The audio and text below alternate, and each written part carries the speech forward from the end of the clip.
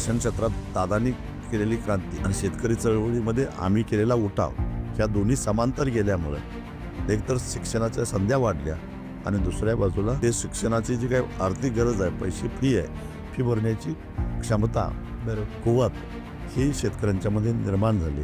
एखाद्या गुन्हेगारी क्षेत्रातला डॉन जसा जीवन जगतो तशा प्रकारचं जीवन पहिले 15-20 वर्ष मला जगावं लागलं.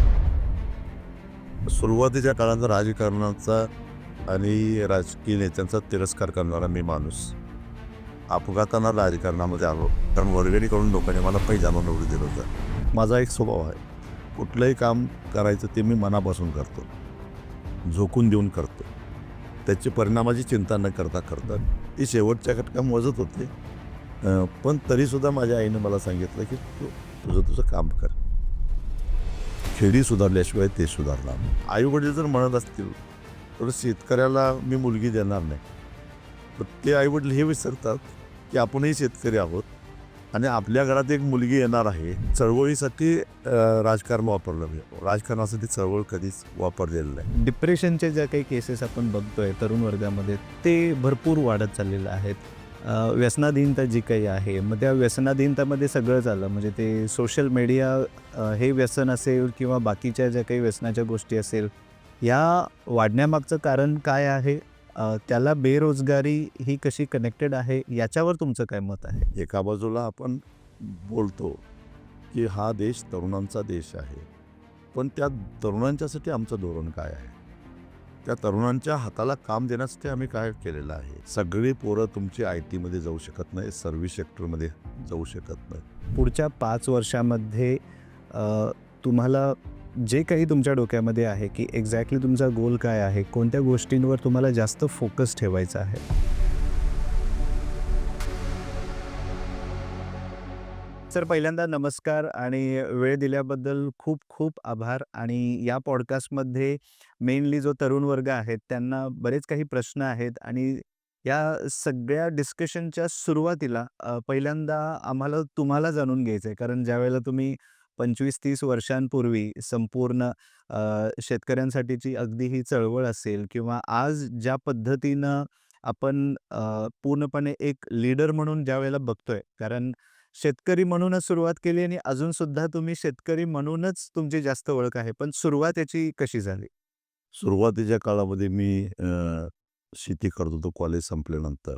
आणि शेती करत असताना, कारण शेती सुरुवात करण्यापूर्वी माझ्या मनात इतर सर्वसाधारण लोकांच्या मनामध्ये जे असतं तेच होतं, किंवा नियोजनबद्धरित्या शेती केली जात नाही आणि त्यामुळे शेतकरी असा अडचणीत आहे. तर आपण आपलं ज्ञान, आपली बुद्धी वापरून हार्डवर्कची त्याला जोड देऊन आपण तंत्रज्ञानाच्या माध्यमातून चांगल्या पद्धतीची शेती करायची. आणि या उत्साहानं मी शेतीला सुरुवात केली. यश चांगलं मिळालं, म्हणजे पिकायला लागलं, चांगलं पीक यायला लागलं. म्हणजे मी वेगवेगळे प्रयोग केलेले शेतीतले बघायला लोक बाहेरून यायला लागले. पण ते नुसतं मनाला आनंद देण्यापुरतंच होतं, हे नंतर उशिरा लक्षात आलं. म्हणजे झालं असं की ठीक आहे, पीक चांगलं येतंय, भरघोस येतंय, अपेक्षेपेक्षा अपेक्षित उत्पादन येतं, तर त्याला किंमत कुठे मिळते? आणि त्यामुळे बॅलन्स शीट आपला लॉसमध्येच चालला. आणि मग हे अशा पद्धतीनं इतकं चांगलं पिकवून, दर्जेदार पिकवून आपण तोट्यात का येतो, याचा शोध मी जेव्हा घ्यायला सुरुवात केली, त्यावेळी माझ्याही ते पूर्ण लक्षात येत नव्हतं. त्यावेळेचं माझं असणारा वय, अनुभवाची कमतरता, त्यामुळे ते साहजिकच होतं. आणि त्यातूनच मी त्यावेळी शेतकरी चळवळ ऐन भरात होती, म्हणजे 1990 92च्या दरम्यान.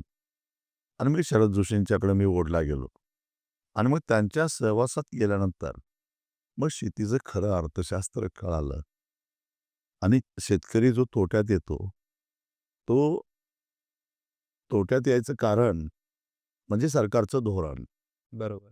निसर्गाचं लहरीपण, यामुळं शेतकरी तोट्यात येतो. तो कष्ट करायला कमी पडतो म्हणून नव्हे, हे लक्षात हळूहळू यायला लागलं. त्यावेळी शरद जोशी सांगायचेच, सरकारचं धोरण हेच शेतकऱ्यांचं मरण, असं सांगायचे. आणि मग काय धोरण असतं? मग त्याचं त्यांच्या सहवासात गेल्यानंतर लक्षात यायला लागलं. भारत सरकारचे आयात निर्यातीचं धोरण, त्याच्यामुळे शेतीमालाच्या भावावर होणारा परिणाम.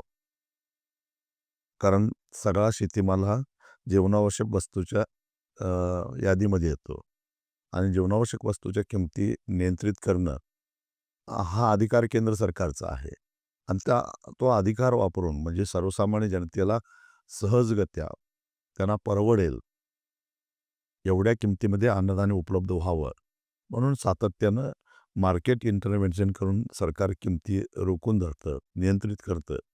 आणि मात्र शेतकऱ्याचा उत्पादन खर्च मात्र नियंत्रित करत नाही. करत नाही. आणि त्यामुळं सौ का 60 करणावर बाप का नाम चलाना. म्हणजे ₹100 खर्च करून ₹60 कमवायचे आणि तोट्याची शेती करायची शेतकऱ्याच्या नशिबी आलेला आहे. याचा मला शोध लागला आणि त्याच्यानंतर मग ठरवलं, की हे जर बदलायचं असेल, तर ते एकटा कोणी बदलू शकत नाही. बरोबर. त्यासाठी संघटित प्रयत्न होणं गरजेचं आहे. त्यासाठी शेतकऱ्यांना संघटित करणं गरजेचं आहे. आणि म्हणून मग मी शेतकरी चळवळीमध्ये ओढला गेलो. आणि मग शेतकरी चळवळीमध्ये आल्यानंतर मग माझा एक स्वभाव आहे. कुठलंही काम करायचं ते मी मनापासून करतो. झोकून देऊन करतो. त्याची परिणामाची चिंता न करता करतो. आणि त्यामुळं मग मी चळवळीमध्ये झोकून दिलं. म्हणजे शेतीकडे दुर्लक्ष न करता. म्हणजे असं नाही, की बऱ्याच वेळा असं होतं, की मग शेतीकडे दुर्लक्ष होतं किंवा आणि मग त्यामुळं आर्थिक प्रश्न निर्माण होतात. तर मग कार्यकर्त्याला तडजोडी कराव्या लागतात. बरोबर. मग मी एकदा ठरवलेलं होतं, की झोकून द्यायचं, पण त्याचा अ, आपल्या कुटुंबाच्या अर्थकारणावर परिणाम होऊन द्यायचा नाही. अ, आपण कुणावर अवलंबून राहायचं नाही. कारण ज्यावेळी आपण दुसऱ्यावर अवलंबून राहतो, त्यावेळी कुठेतरी स्वाभिमान गहाण ठेवावा लागतो. ही खूणगाठ मनाशी बाळगून बरोबर. अ, आपल्यामुळं आपलं कुटुंब अडचणीत येणार नाही याची खात्री करून, दक्षता घेऊन मी जोखून देऊन काम करायला जीव पणाला लावायचा, बरोबर. पण कुटुंब पणाला लावायचं नाही. हे साधारण सूत्र मी मनाशी कायम ठेवलं बरोबर. आणि ते शेवटपर्यंत कारण मला तसा एक चांगला कार्यकर्ता व्हायचा होता, चांगला नेता व्हायचा होता. तसंच कुटुंबातला एक जबाबदार घटकसुद्धा व्हायचा होता. म्हणजे एक जबाबदार भाऊ, जबाबदार बाप, जबाबदार पती, ह्याही भूमिका मला बजावायच्या होत्या. आणि मला असं वाटतं, की आता इथपर्यंत जो प्रवास अ, झालेला आहे, त्याच्यामध्ये सगळ्या क्षेत्रामध्ये मी यशस्वी झालेलो आहे. Right, right. पण मग त्या ह्याच्यामध्ये अगदी म्हणजे मी अजून पण 1990च्या त्या ह्याच्यामध्ये ज्यावेळेला तुम्ही तरुण असताना तो निर्णय घेतला. कारण एक शेतकरी म्हणून हे पूर्णपणे बघणं आणि एक पूर्णपणे लीडर म्हणून ह्या सगळ्या गोष्टी करवून घेणं. पण आत्ता सध्या जर पूर्ण मानसिकता जर बघितली, 90% लोकांची मानसिकता अजून हे आहे, की मी माझं बघतो, मला बाकीच्यांचं काही जास्त फरक नाही पडत. पण मग हा विचार तुमच्या डोक्यातून का आला, की हे मला माझ्यासाठी तर योग्य आहेच, पण हे संपूर्ण शेतकरी ॲज अ फॅमिली हे पूर्णपणे बघणं सगळ्यात महत्त्वाचं आहे. हा विचार तो कुठून आला? आणि दुसरी गोष्ट फॅमिलीने तुम्हाला त्या पद्धतीनं कसं सपोर्ट केला? की ह्या संपूर्ण प्रवासामध्ये तुम्हाला जाण्याची मग ती परवानगी असेल किंवा त्या पद्धतीचा तो सपोर्ट होता, नव्हता? याबद्दल काय सांगाल? याबाबतीत मी सुदैवी आहे. कारण सुरुवातीच्या काळात काम करत होतो, त्यावेळी माझे वडील अगदी तरुणपणीच वारले. त्यामुळं वडिलांचा सहवास मला 18-19 वर्षापर्यंतच मिळाला. तर मग माझी आई मात्र माझ्या ह्या सगळ्या ज्या उपक्रम जे असायचे, त्याला तिचे खंबीरपणे अशिक्षित आहे, पण खंबीरपणे ते अ, पाठीशी राहायचे. माझे भाऊही राहायचे. नंतर लग्नानंतर पत्नी गंभीरपणानं तिनं साथ दिली. कारण असं आहे, की अशा प्रकारच्या गोष्टी जेव्हा तुम्ही करताय, त्यावेळी तुमचं मानसिक स्वास्थ्य चांगलं असलं पाहिजे आणि ते मानसिक स्वास्थ्य तेव्हाच चांगलं असतं, जेव्हा तुम्हाला कुटुंबातून सहकार्य मिळतं, साथ मिळते. बरोबर. आणि मग बाहेरच्या कटकटी घेऊन घरात आपण जायचं नाही आणि घरातल्या कटकटी घेऊन बाहेर जायचं नाही. ही सर्कसही मला करायला जमली. म्हणजे मी घरातून बाहेर पडलो, तर घर विसरून जातो. बरोबर. ही कसरत मी गेल्या 35 वर्षामध्ये चांगल्या पद्धतीनं बरोबर. कारण माझ्यावर काही कौटुंबिक आपत्त्यासुद्धा अनेक वेळा आल्या. पण त्याचा परिणाम मी कधी चळवळीवर होऊन दिला नाही. बरोबर, बरोबर. आता तो दिवस आणि आजचा दिवस मागच्या ह्या 35 वर्षांमध्ये बऱ्याच गोष्टी चेंज झालेल्या आहेत. बऱ्याच गोष्टी तशाच राहिलेल्या आहेत. पण तुमच्या ह्या संपूर्ण कारकिर्दीमध्ये अशा कोणत्या गोष्टी आहेत ज्याचा तुम्हाला खरंच तो एक अभिमान आहे, की अरे हां, माझ्यामुळे ह्या सगळ्या गोष्टी ज्या आहेत किंवा आमच्या त्या चळवळीमुळे ह्या सगळ्या गोष्टी चेंज होऊ शकल्या. या 35 वर्षामध्ये अशा कोणकोणत्या त्या गोष्टी आहेत? सांगतो ना, आज जे काही बदल झालेले आहेत, त्यातल्या बऱ्याच बदलाला विशेषतः शेतकऱ्यांच्या जीवनामध्ये जी आर्थिक उन्नती झाली, जी सामाजिक क्रांती झाली, शैक्षणिक उठाव झाला, त्याला कुठेतरी आपला वाटा आहे. याच्यामध्ये निश्चितच मला सांगायला अभिमान वाटतो. कुणी त्याचं श्रेय देवो अथवा न देवो, पण इतिहास त्याची दखल घेतच असतो. उदाहरणार्थ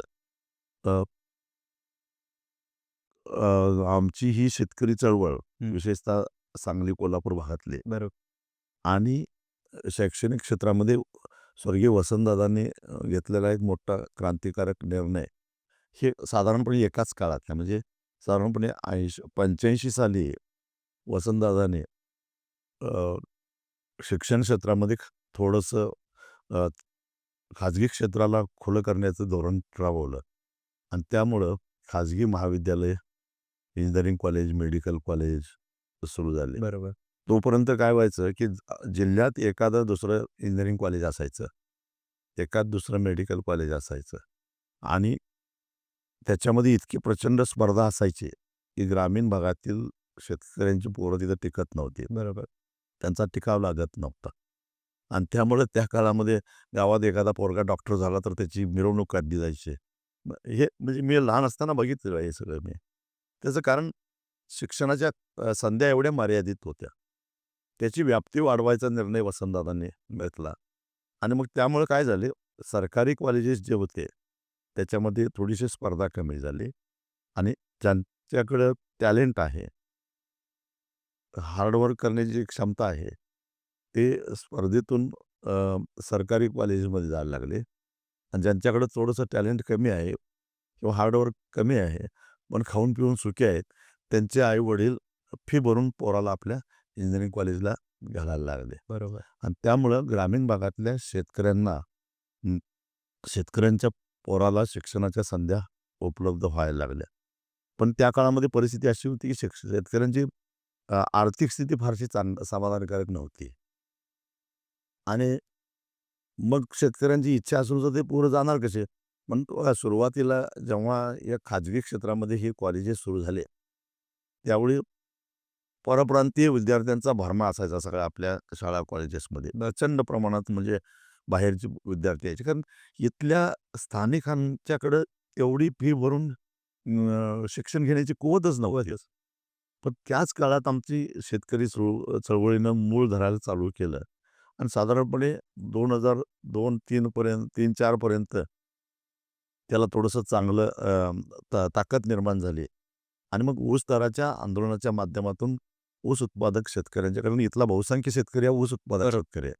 त्यांच्या आर्थिक क्षमता तयार व्हायला लागली. कारण कर्ज फिटून अ, अ, शिल्लक राहायला लागले पैसे आणि त्यातून मग चांगल्या कॉलेजमध्ये ॲडमिशन घेण्याची ऐपत त्या शेतकऱ्यांच्यामध्ये निर्माण झाली आणि मग अ, ती पोरं यायला लागली. आज ती पोरं शिकून आता काही त्यातले बरेचसे चांगली पॅकेज घेऊन परदेशात सुद्धा गेलेले आहेत. म्हणजे हा बदल आणि या बदलाचा मी साक्षीदार आहे. त्याचबरोबर गावामध्ये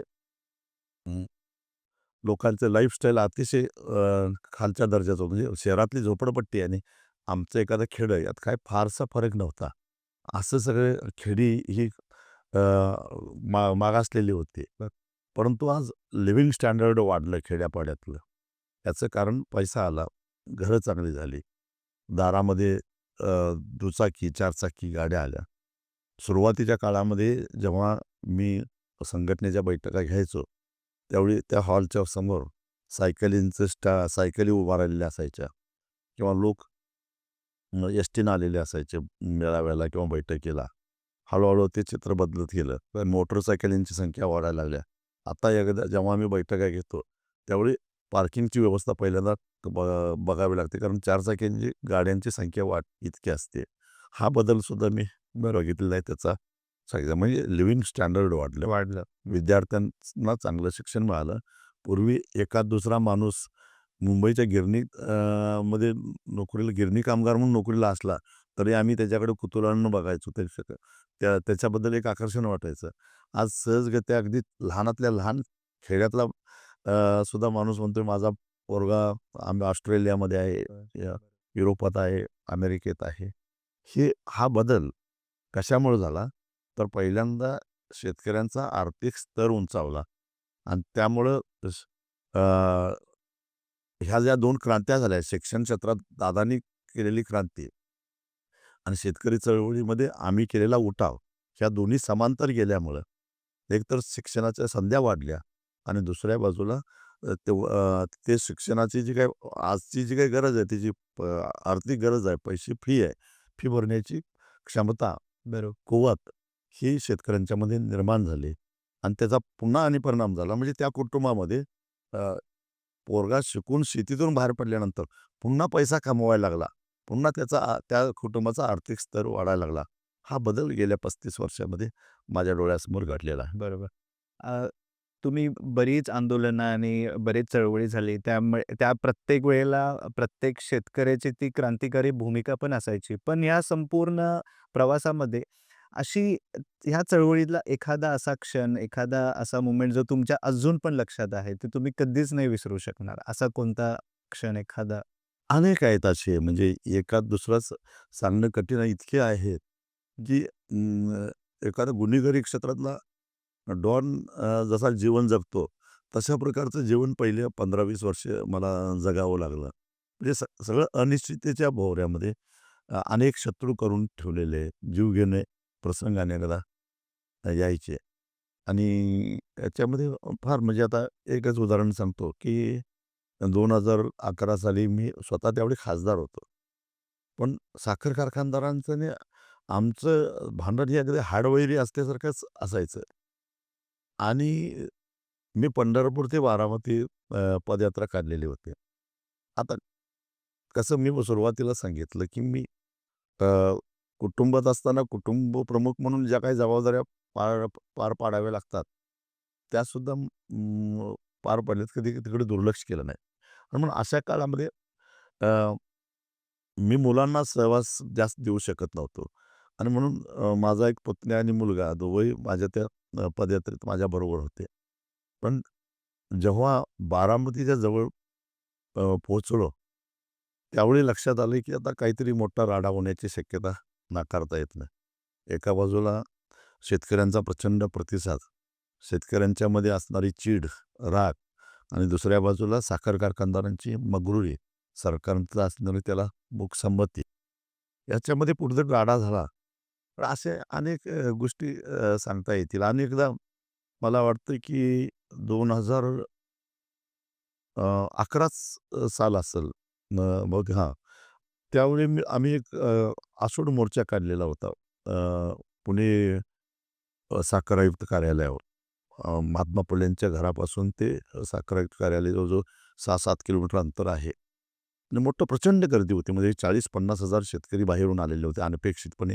सर म्हणजे पोलिसांना सुद्धा हे अपेक्षित नव्हतं.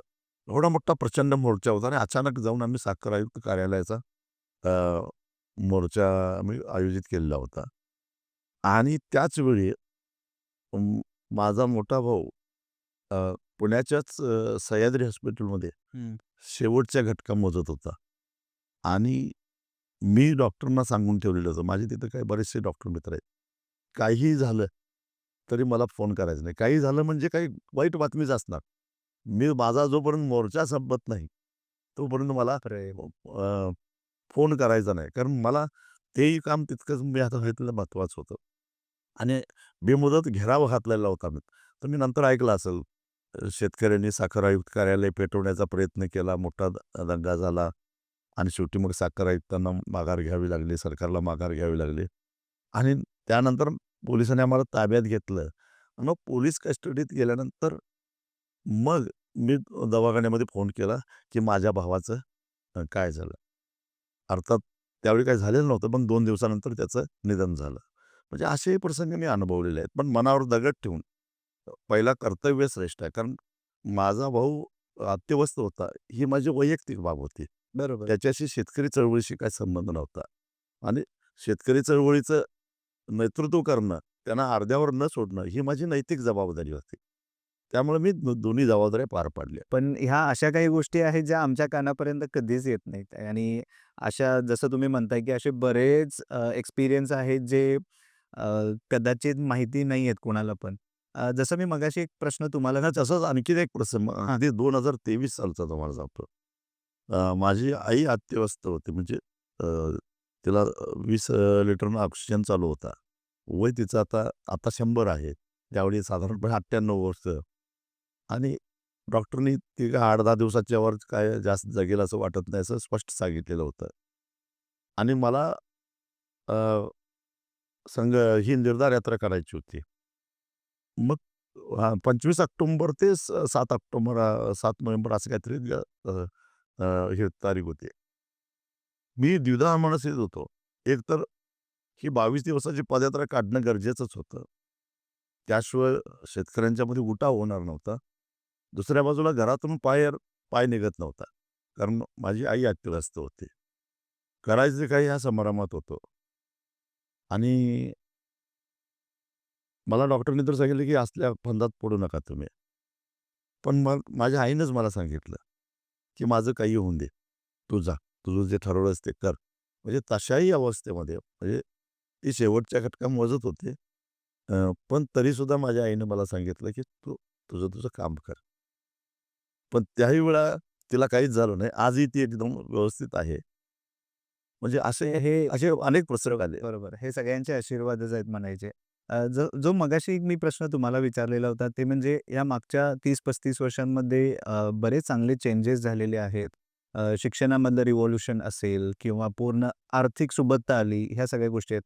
पण अजून सुद्धा काही अशा गोष्टी आहेत, ज्या जशा होत्या तशाच आहेत. त्या अजून सुद्धा चेंज झालेल्या नाहीयेत. शेतकरी त्यावेळेला पण तेवढीच मेहनत करत होते, आता पण तेवढीच मेहनत करत आहेत. पण कदाचित ते सरकारचं धोरण असेल किंवा त्या ज्या पद्धतीनं सिस्टम बनलेली आहे, अशा कोणत्या गोष्टी आहेत ज्या त्यावेळेला पण तशाच होत्या आणि आत्ता सुद्धा तशाच आहेत? थोडीशी आर्थिक सुबत्ता आली, पण गरीब आणि श्रीमंतातली दरी पण वाढत चालली आहे लक्षात ठेवा. याचं कारण म्हणजे कुठेतरी आपल्या धोरणामध्ये अ, चुका आहेत, त्रुटी आहेत. आता शेती ही भांडवली गुंतवणूक असणारी शेती झाली. पूर्वीसारखी आता शेती राहिलेली नाही. फक्त मेहनत अ, आणि बुद्धी याचा वापर करून पूर्वी शेती करता येत होतं. आता त्याला मेहनत, बुद्धी, भांडवल आणि तंत्रज्ञान बरोबर. या गोष्टींची जोड द्यायला लागते आणि पायाभूत सुविधा 5वी या 5 गोष्टी या शेतीला पाहिजेतच. आता म्हणाव्या तशा पायाभूत सुविधा उपलब्ध होत नाहीत हं. शेतकऱ्यांना. तंत्रज्ञानाचा अभाव आहे आणि भांडवलाची तर बोंबाबोंबच आहे. आणि ही भांडवली गुंतवणूक नाही झाली. कारण शेती असं आहे, की तुम्हाला जर का शेतीचं मॅनेजमेंट करायचं असेल, आज तुम्हाला तण नियंत्रण करायचं आहे, तर ते आजच करायला पाहिजे. त्यासाठी आवश्यक असणारं भांडवल तुमच्याकडे पैसा पाहिजे. तेच. मी 2 दिवसाने पैशाची व्यवस्था करतो आणि मग करतो म्हटलं तर तण 2 पानाचं 4 पानापर्यंत येऊन पोहोचलेलं असतं. त्याचा खर्च दुप्पट झालेला असतो. बरोबर. मग एखादा काही डिसीज आला, तर आजच तुम्हाला फवारणी करायची आहे.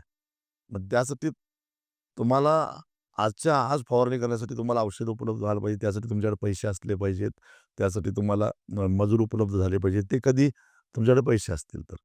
ते मी पैशाची जुळणी करतो आणि मग ते करतो म्हटला, म्हणजे वेळच्या वेळी जर तुम्हाला ज्या काही गोष्टी शेतीसाठी करायच्या आहेत, त्या करायच्या असतील, तर त्यासाठी लागतंय भांडवल आणि त्या भांडवलाची उपलब्धता आज अ, सामान्य, अतिसामान्य शेतकऱ्यांच्याकडे होत नाही आहे आणि त्यामुळं ते मागे पडत चाललेले आहेत.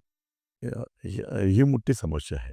बरोबर. सुरुवातीच्या इंट्रोडक्शनमध्ये सुद्धा आम्ही काही स्टॅटिस्टिक्स डिस्कस केले आणि जर आपण पूर्ण हा जर नंबर बघायला गेलं, तर आपल्याला सगळ्यांना माहिती आहे, की अ, भारताची संस्कृती म्हणजे शेती आहे आणि आजसुद्धा जवळ-जवळ 16% जी-डी-पीमधला जो पूर्णपणे पार्ट आहे, तो शेतीमधून येतोय. जवळ-जवळ 46% आपली भारताची संपूर्ण पॉप्युलेशन आजसुद्धा शेतीवरच अवलंबून आहे. हा झाला एक पार्ट. दुसरा भाग असा आहे जिथे भारताला असं म्हटलं जातं की सर्वात तरुण देश आहे किंवा तरुणांचा देश आहे, जिथे 64% तरुण आज आपल्या भारतामध्ये आहेत. पण मग सगळ्यात मोठा प्रॉब्लेम जो आहे तो म्हणजे आज सुद्धा ग्रामीण भागातून जे काही तरुण आहेत, आज सुद्धा ते मेट्रो सिटीजकडे जातायत, नोकरीच्या शोधामध्ये आहेत. पॅकेजेस त्यांना जास्त अट्रॅक्ट करतायत, शेती त्यांना जास्त अट्रॅक्ट करत नाहीये. तर नेमका प्रॉब्लेम कुठे आहे? तरुण वर्ग नेमका मागं का पाठ फिरवतोय? त्याची कारणं काय? तुम्हाला काय वाटतं? नाही, असं मला असं वाटतंय, की दिल्लीत नीती आयोगामध्ये बसणारे जे काही दुधाचार्य आहेत, त्यांनी एकदा डोक्यातून काढून टाकावं, की आपण देशाला कशा पद्धतीनं पुढं घेऊन जाणार आहोत. त्यांनी जरा महात्मा गांधींचं समग्र साहित्य वाचावं. महात्मा गांधींचे विचार समजावून घ्यावे. महात्मा गांधी हा आजकाल थट्टेचा आणि चेष्टेचा विषय असला तरीसुद्धा या देशाची प्रगती कशी होऊ शकते, याचं रोडमॅप खरं तर महात्मा गांधींनी आधीच करून ठेवलेलं आहे. खेडी सुधारल्याशिवाय ते सुधारणार नाही. आज शहरामध्ये आलेलं जे बकालपणा आहे, गुन्हेगारीकरण जे हल्लं आहे, शहरांना आलेली जी सूज आहे, त्याचं कारण खेड्यातून मोठ्या प्रमाणामध्ये शहराच्या दिशेनं होणारं स्थलांतर किंवा विस्थापितांचे लोंढे जे काही शहराच्या दिशेने जातात ते आहे. आणि हे लोंढे का जात आहेत? तर रोजगाराच्या शोधामध्ये जात आहेत. रिकाम्या हाताला काम नाही. एका बाजूला आपण बोलतो, की हा देश तरुणांचा देश आहे. पण त्या तरुणांच्यासाठी आमचं धोरण काय आहे? त्या तरुणांच्या हाताला काम देण्यासाठी आम्ही काय केलेलं आहे? आम्ही काहीच करायला तयार नाही. सगळी पोरं तुमची आय-टीमध्ये जाऊ शकत नाही, सर्व्हिस सेक्टरमध्ये जाऊ शकत नाही. सगळी पोरं औद्योगिक क्षेत्रामध्ये मर्ज होऊ शकत नाही. तेवढं तेवढी सामावून कॅपॅसिटीज नाही. नाही आहे शकत. आणि मुळामध्ये त्यात आम्ही स्पर्धेत कमी पडतो इतर देशांच्या तुलनेमध्ये. आणि त्यामुळे त्यालाही काही मर्यादा आहे. सध्या सरकार मोठमोठे उद्योगपतींचा लाड करतंय आणि त्यामुळं मी मगाशी म्हटलं त्याबद्दल गरीब आणि श्रीमंतांच्यामध्ये जी दरी आहे ती दरी वाढत चाललेली आहे. मग काय करायला पाहिजे? जी आपली आज कमजोरी आहे, तुम्ही म्हटलं ते बरोबर आहे. 46% लोक शेतीवर अवलंबून आहेत आणि ह्या 46% लोकच सगळ्यात जास्त गरिबी रेषेच्या खाली आहेत. त्यांना खरी गरज आहे. आणि जे शहरातले गरिबी रेषेच्या खाली आहेत, ते कधी काळी खेड्यातलेच होते. म्हणजे ते विस्थापित आहेत. ते का मूळचे शहरातले नाही आहे. म्हणजे मूळ दुखणं आपलं काय आहे? तर खेड्यातलं दारिद्र्य हे आपलं मूळ दुखणं आहे. दुसरं दुखणं काय आहे? तर बेरोजगारी हे आपलं दुखणं आहे. आज अ, स्वातंत्र्यानंतर सर्वाधिक बेरोजगारीचा टक्केवारी आज आपल्याला बघायला मिळतो. मग याच्याकडे बघत असताना आप नीती आयोगातील जे विद्वान आहेत त्यांनी हा विचार केला पाहिजे, आपली जी कमजोरी आहे हीच आपली एक ताकद आहे. कारण हा जो काही 46% चा वर्ग आहे, तीच एक मोठी बाजारपेठ आहे. आणि त्या बाजारपेठेकडे जगाचं सारं लक्ष आहे. आणि त्याचा फायदा आपण करून घेतला पाहिजे. आणि ही जी बाजारपेठ आहे त्याचबरोबर अ, दुसरी गोष्ट आहे, की ही जी तरुणांची संख्या आहे, त्यांना रोजगार द्यायचा आहे आपल्याला. आणि तो रोजगार द्यायचा असेल, तर आपले जे काय ज्या शेती क्षेत्राकडे आपलं दुर्लक्ष होतंय, त्या शेती क्षेत्रामध्ये रोजगार निर्माण करण्याची प्रचंड क्षमता आहे. या देशामध्ये रोजगार निर्माण करण्याची क्षमता असणारं 1 नंबरचं क्षेत्र आहे ते शेती. 2 नंबरचं आहे ते वस्त्रोद्योग. ज्याच्यामध्ये कापसापासून ते कपड्यापर्यंत ज्या वेगवेगळ्या प्रक्रिया केलेल्या त्याच्यामध्ये अनेकांना रोजगार मिळण्याची शक्यता तयार होते. आणि नंतर मग औद्योगिक क्षेत्र बरोबर, आहे. बरोबर. आणि मग असं असताना आपण काय करतोय, ह्या दोन्ही क्षेत्राकडे दुर्लक्ष करतोय. आणि आपण फोकस कशावर करतोय? औद्योगिक क्षेत्रावर, सेक्टरवर फोकस करायला लागलोय. तो फोकस पहिल्यांदा आपला या क्षेत्रामध्ये आला पाहिजे. आणि तो यायचा असेल, तर सुरुवातीला मी सांगितलं, की तंत्रज्ञान आलं पाहिजे. आज आमच्या खेड्यापाड्यातल्या शेतकऱ्यांना किंवा शेतमजुरांना सांगितले, ज्याला ते कुशल या वर्गात मोडणारे हे सगळे लोक आहेत, त्यांना सांगितलं, की तुम्ही स्पर्धेत तयार राहिले पाहिजे. अरे पण स्पर्धा कशी होणार? समोर माझ्या जो स्पर्धक आहे, त्याच्या हातात AK-56 रायफल आहे आणि माझ्याकडे गंजकी तलवार आहे. आमची दोघांची लढाई कशी होणार? त्यासाठी माझ्या हातात सुद्धा AK-56 रायफल देण्याची जबाबदारी कुणाची आहे? तर इथल्या व्यवस्थेची आहे. आणि ती व्यवस्था तशी तसा प्रयत्न करताना दिसत नाही. उच्च दर्जाचं तंत्रज्ञान आणताना सुद्धा म्हणजे अ, बियाणं क्षेत्र असून दे, नवनव्या अ, आता जे काही हवामानात बदल झाल्यामुळं जो वातावरणातल्या बदलाला रेझिस्टन्स ठरतील अशा प्रकारचे बियाणं, अशा प्रकारचे वाण विकसित करणं, मग त्यासाठी आवश्यक असणारं संशोधन आपल्या कृषी विद्यापीठामध्ये होताना दिसत नाही.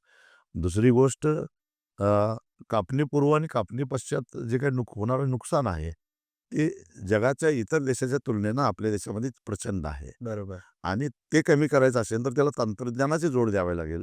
त्याला पायाभूत सुविधांची जोड द्यावी लागेल. ते देत असताना आपण ब्राझील आणि अमेरिकेचं आंधळं अनुकरण करून चालणार नाही. आपल्याकडं आपल्याला जपानकडे बघावं लागेल. त्यांनी शेती क्षेत्रामध्ये नॅनो टेक्नॉलॉजी आणली. आज सगळ्या शेतकऱ्यांना उपयुक्त ठरणारा जो पॉवर ट्रेलर आहे, तो कुणी शोधून काढला? जपानने काढून टाकला. त्यांनी अजस्त्र यंत्रणा केली.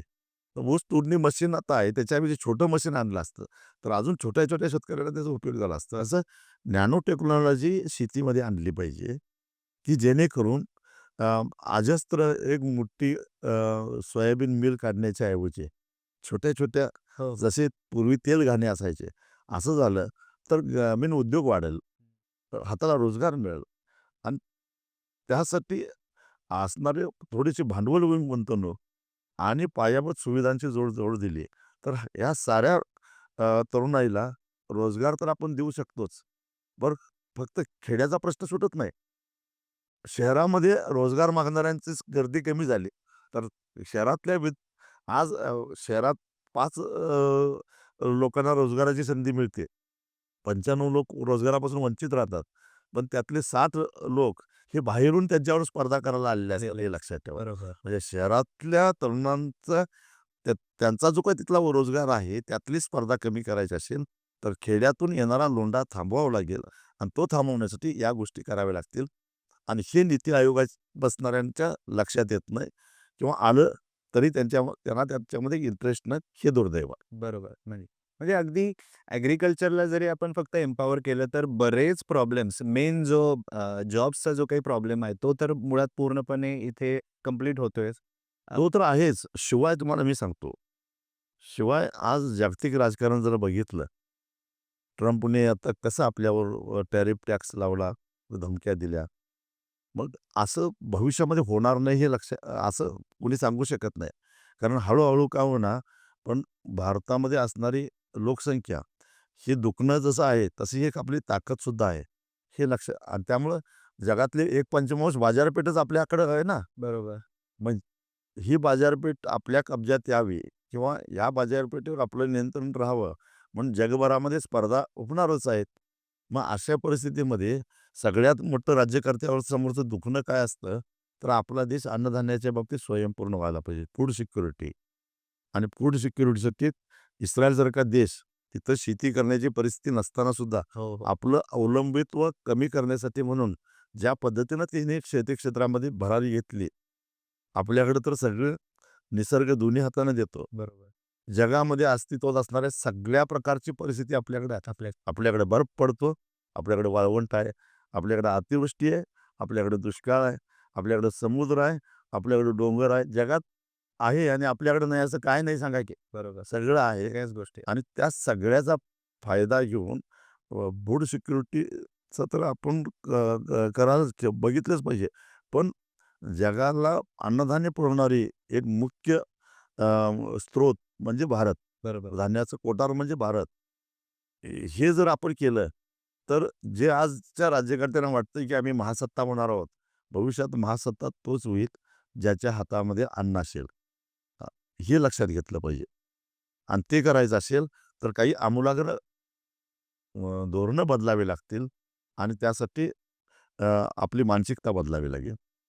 अ, गेली गेली 5 ते 10 वर्ष झालं आपण बघतोय, की ज्या पद्धतीनं शेती आज चालू आहे किंवा ज्या पद्धतीनं शेतीकडे किंवा शेतकऱ्यांच्याकडे दुर्लक्ष चाललेलं आहे.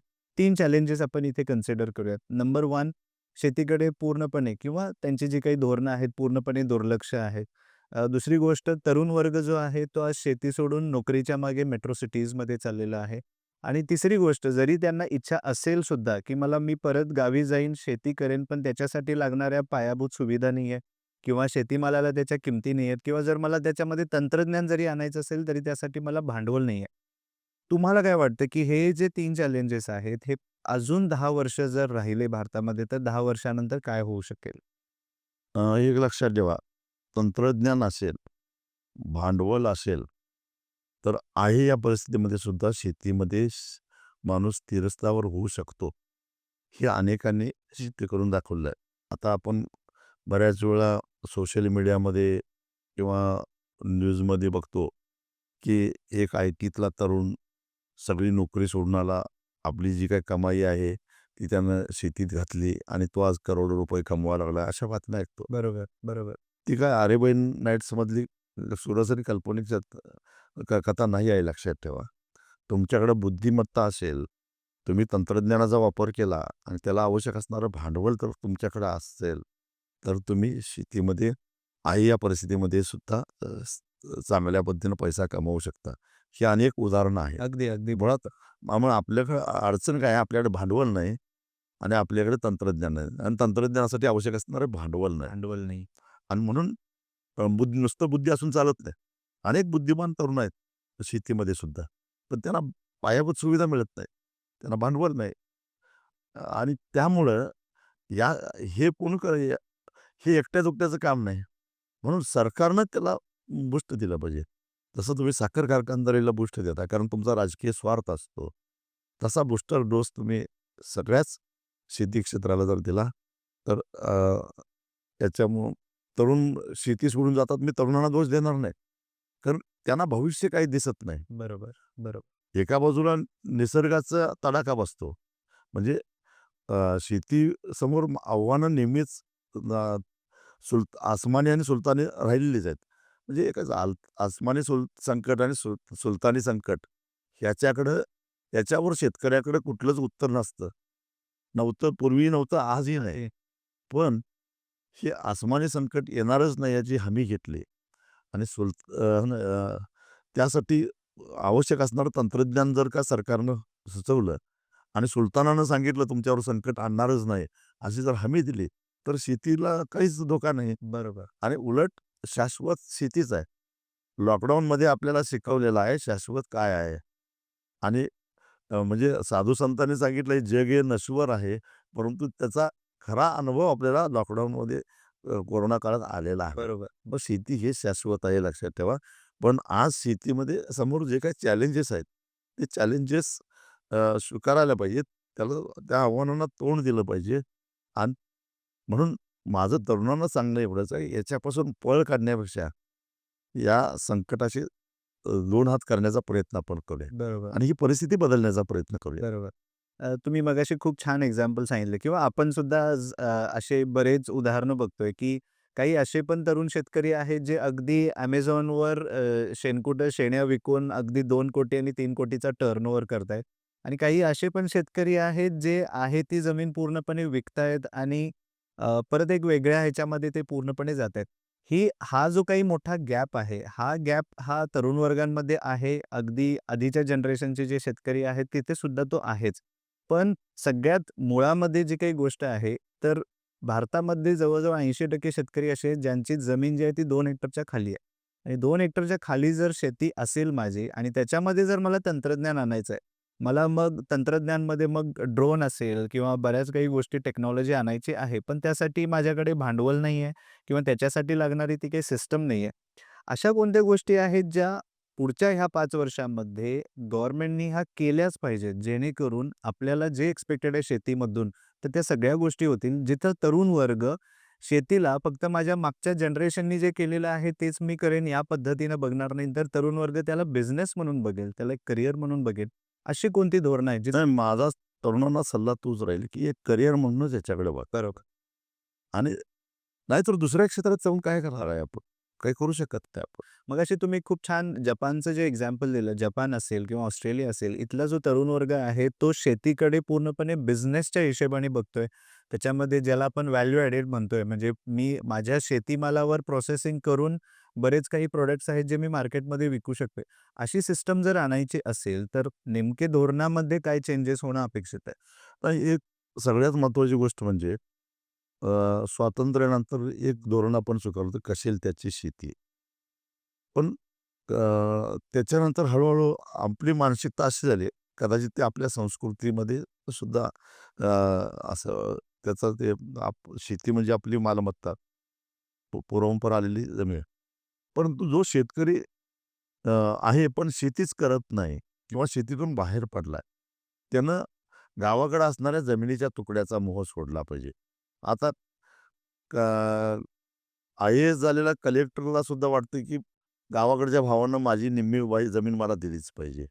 ही मानसिकता कुठेतरी आता बदलली पाहिजे. तो काबाड कष्ट करतोय शेतात म्हटल्यानंतर ती सगळी जमीन वडिलांची त्याचीच असली पाहिजे. कारण शेवटी त्याच शेतीतून उत्पन्न जे असं त्या उत्पन्नच्या काय उत्पन्नातून तुम्ही शिक्षण घेतला म्हणून तुम्ही शेतीतून बाहेर पडला. बरोबर. म्हणजे समाजाची सुद्धा मानसिकता ही बदलली पाहिजे, पाहिजे. की मी आता शेतीत नाही म्हटल्यानंतर जो माझ्या पाठीमागे परंपरा चालवतोय शेतीची, वडिलांची, त्याच्याच मालकीची ती शेती आहे. आणि यामुळे काय व्हायलंय, शेतीचे जमिनीचे तुकडे पडायला लागलेत. एक तुम्हाला सांगतो, एक शेतीतला अभ्यासक म्हणून सांगतो, की जमिनीचा तुकडा जेवढा लहान असेल, तेवढा त्याचं मॅनेजमेंट कॉस्ट वाढते. आणि त्यामुळं ही तुकड्याची शेती ही एक आपल्या समोरची सगळ्यात मोठी समस्या आहे. आणि तेव्हा अ, जसं लघुउद्योगांचं क्लस्टर केलं जातं, असे शेतीचे सुद्धा वेगवेगळे क्लस्टर छोटे-छोटे 200, 500, 1000 एकराचे असे क्लस्टर करणं गरजेचं आहे.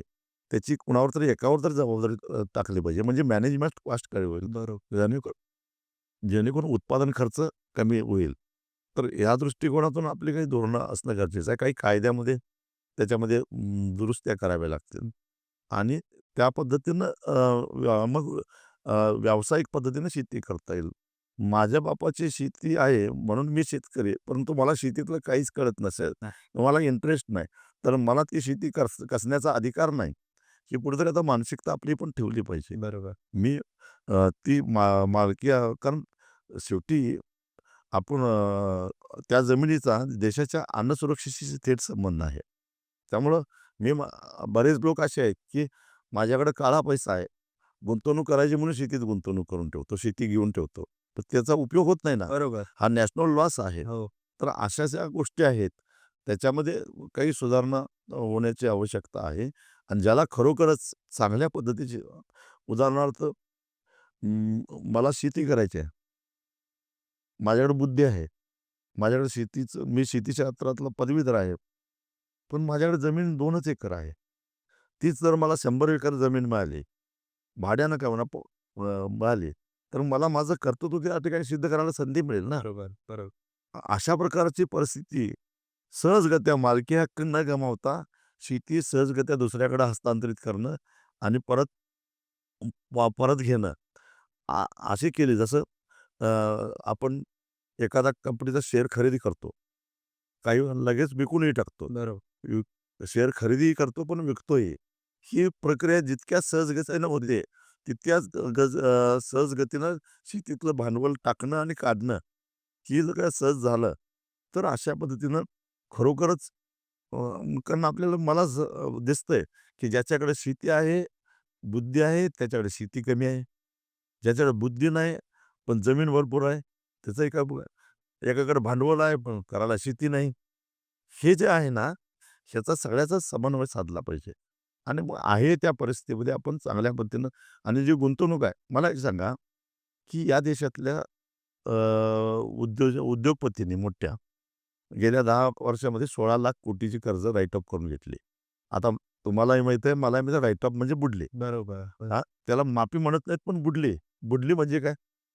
बरोबर. मग मुठभर म्हणजे या लोकांची संख्या 1,00,000च्या सुद्धा म्हणजे 140 कोटीपैकी 1,00,000 साधारणपणे लोकांनी 16,00,000 कोटीची कर्ज बुडवली म्हणजे ते पैसे कुणाचे? ते बँकाचे आणि बँकात पैसे कुणाचे असतात? आपलेच असतात. आपलेच असतात. म्हणजे समाजाचा पैसा म्हणजे 1% सुद्धा नाही. तो 1% 0.5% पण घडत बसणार नाही.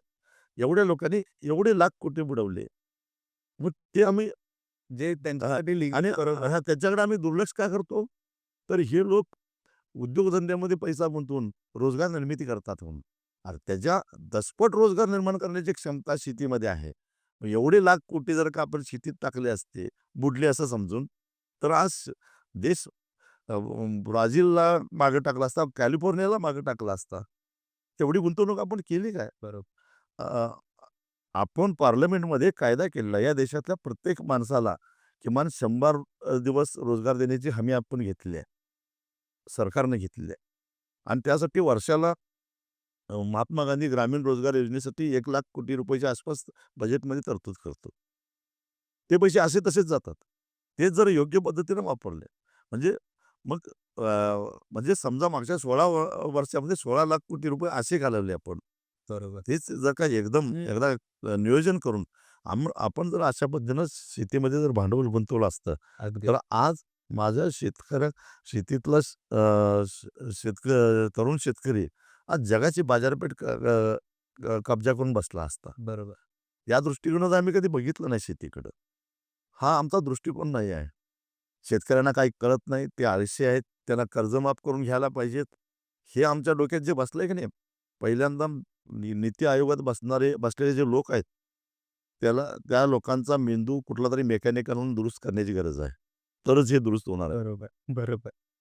अगदी बरोबर मुद्दा तुम्ही मांडलेला आहे, की या सगळ्या प्रॉब्लेमचं जर आपण अ, मूळ बघायला गेलं तर ती मानसिकताच आहे आणि अशी अजून एक मानसिकता जी आता आपण पूर्ण जवळ-जवळ महाराष्ट्रामध्ये बघतोय ती म्हणजे शेतीला किंवा शेती करणं हे तरुणांनी जवळ-जवळ दुय्यम स्थान दिलेलं आहे किंवा त्याला दुय्यम दर्जा दिलेला आहे. जसं की जर एखाद्याचं लग्नाचं वय झालेलं आहे, तर तो पुण्या-मुंबईमध्ये जातोय, नोकरी करतोय, जोपर्यंत त्याचं लग्न नाही ठरत. लग्न ठरल्यानंतर तो परत मग शेतीकडे येतोय आणि पूर्णपणे संसाराच्या मागे लागतोय.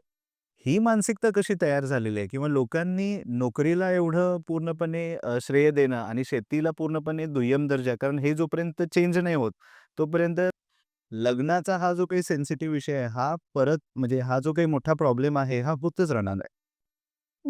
एक लक्षात घ्या, नोकरी या शब्दातच अर्थ असा निघतो की नोकर. म्हणजे तुम्ही तुमचे मालक नाही आहे लक्षात ठेवा. म्हणजे आमची मानसिकताच अशी झालेली आहे की मी कुणाचा तरी नोकर आहे. मी कुणाचा तरी चाकर आहे. मी कुणासाठी तरी काम करतोय. मी माझ्या आनंदासाठी, मी माझ्या कुटुंबासाठी, मी माझ्या अस्तित्वासाठी, स्वत्वासाठी काम करतोय. ही मानसिकताच कुठं समाजामध्ये विरळ होत चाललेली आहे. आणि त्यामुळं आम्ही सरळसूट म्हणजे अपमान सहन करू, हाल अपेष्टा करू, पण मला चाकरीतच राहायचं आहे. राहायचं आहे. ही मानसिकता पहिल्यांदा बदलली पाहिजे. अ, आणि दुसरी गोष्ट मी अगदी सुरुवातीला सुद्धा सांगितली, की शेती क्षेत्रातलं जी अनिश्चितता आहे, जे संकट आहेत, यामुळं हा पलायनवाद स्वीकारण्याची मानसिकता समाजामध्ये निर्माण झालेली आहे. पण यातल्या फार कमी लोकांनी असा विचार केला, की ही अनिश्चितता संपवण्यासाठी मी प्रयत्न करेन त्यात राहून. अशी मानसिकता आपल्याला तयार झाली पाहिजे. बरोबर. नोकरीत तरी आपण सुरक्षित आहोत का? नाही सुरक्षित लक्षात ठेवा. ते मानसिक जे खरोखरच नोकरी करतात, विशेषतः मल्टीनॅशनल कंपन्यांच्यामध्ये म्हणा किंवा खाजगी क्षेत्रामध्ये, सेवा क्षेत्रामध्ये काम करतात. त्यांची मानसिक स्थिती काय आहे हो? ते कुटुंबाला किती वेळ देतात? ते नातेवाईकांना किती वेळ देतात? ते त्यांच्याच एका कोशामध्ये गुरफटून राहतात. गुरफटून कारण राहतात. त्यांनी त्यांचे 24 तास विकलेले आहेत. विकलेले आहेत. ते त्यांचे स्वतःचे राहिलेले नाही आहे. आणि एक प्रकारे अ, आर्थिक आणि सामाजिक गुलामगिरीत खितपत पडलेले आहेत. त्यांच्यातलं स्वत्व कुठं आहे? त्यांच्यातला आतला आवाज कुठे गेला? बरोबर. या दृष्टिकोनातून हे बघितलं पाहिजे असं मला वाटतं. आणि एकूणच शेती क्षेत्राकडे वळण्याची मानसिकता आपली बदलली पाहिजे. हं. आज मुला-मुलींचे आई-वडील काय बघतात, की माझ्या मुलाला संकट कुठलं येता कामा नये, आर्थिकदृष्ट्या स्थिरस्थावर.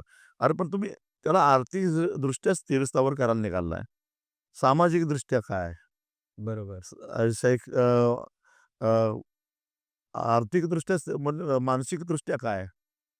त्याची मानसिकता कशी आहे? बरोबर. हां, मग तो एक मशीन झाला ना. एक यंत्र म्हणून तो काम करायला लागलेला आहे. ठीक आहे, इथं धोके आहेत, पण त्याचं स्वत्व आहे, त्याचं अस्तित्व आहे बरोबर. आणि ते दिसतं आणि त्यामुळं आपली सुद्धा या सगळ्या प्रश्नाकडे बघण्याची मानसिकता बदलली पाहिजे. बदलली पाहिजे. हां. बरोबर. मला भलेही ऐहिक सुख थोडं कमी मिळालं तर चालेल, परंतु मला मानसिक स्वास्थ्य मिळालं पाहिजे, असं.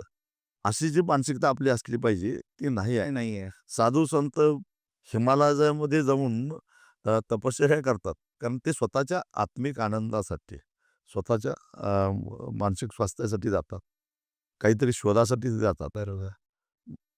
मग त्यांना हाल-कष्ट सहन करावे लागत नाहीत काय? पण ते इतिहास निर्माण करतात. बरोबर. त्यांनी एक समाजामध्ये एक वेगळं स्थान निर्माण केलं. त्यामुळं एकूण आमच्या जगण्याच्या कल्पना काय आहेत, हे सुद्धा समजावून घेतलं पाहिजे. मी महासागरातला थेंबातला एक थेंब म्हणून जगण्यापेक्षा महासागरावर आरूढ होणारी एक लाट म्हणून मला धोके आहेत. किनाऱ्यावर आदळण्याचा धोका आहे, नष्ट होण्याचा धोका आहे. पण जोपर्यंत मी लाट असतो, तोपर्यंत लाटच असते. लाटच असतं. ही जी मानसिकता आहे, ती मानसिकता कुठेतरी तरुणांच्यामध्ये निर्माण झाली पाहिजे असं मला वाटतं. दुसरी गोष्ट त्याला काही अंशी आई-वडील सुद्धा जबाबदार आहेत. आई-वडील जर म्हणत असतील, तर शेतकऱ्याला मी मुलगी देणार नाही. तर ते आई-वडील हे विसरतात, की आपणही शेतकरी आहोत आणि आपल्या घरात एक मुलगी येणार आहे. तर ती कशी येईल? एक प्रसंग सांगतो, की माझ्याकडं एक शेतकरी आला आणि त्यानं सांगितलं, आता शेतकरी माझा शब्द सहसा डावलत नाहीत आणि म्हणून त्याची इच्छा अशी होती, की एका मुलीच्या बापाला मी फोन करावा आणि स्थळासाठी होकार द्यावा, अशी विनंती करावी अशी त्याची इच्छा होती. आणि मोठ्या आशेनं तो माझ्याकडे आला होता.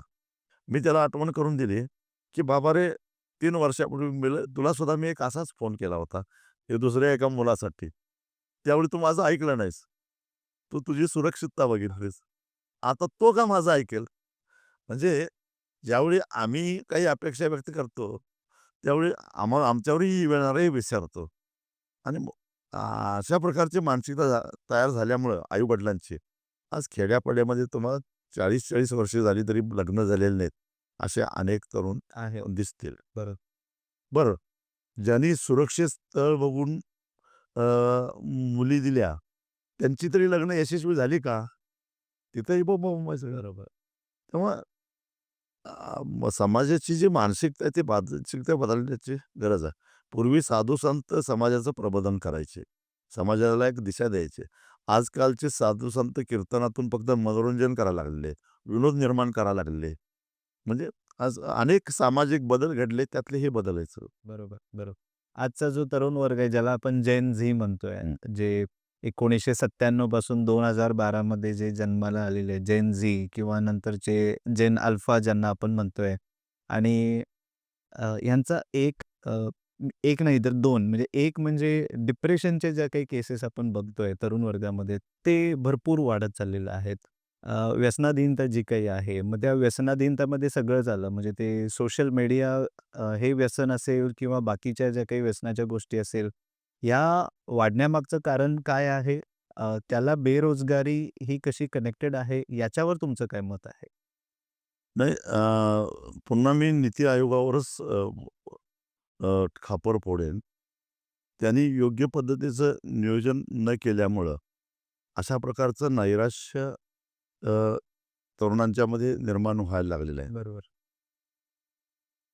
एका विशिष्ट वर्गासाठीच त्याला डोळ्यासमोर ठेवून धोरणं राबवल्याचे हे सगळे परिणाम आहेत. आणि त्यामुळं मग अशा प्रकारचा उद्रेक होतो. मला या निमित्ताने एवढाच एकच इशारा द्यायचा आहे, की एक दिवस या उद्रेकाला सामोरं जाऊ.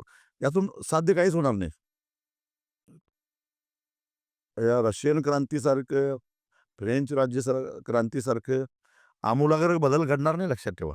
ना श्रीलंकेत घडला, ना नेपाळमध्ये घडला, ना बांगलादेशमध्ये घडला.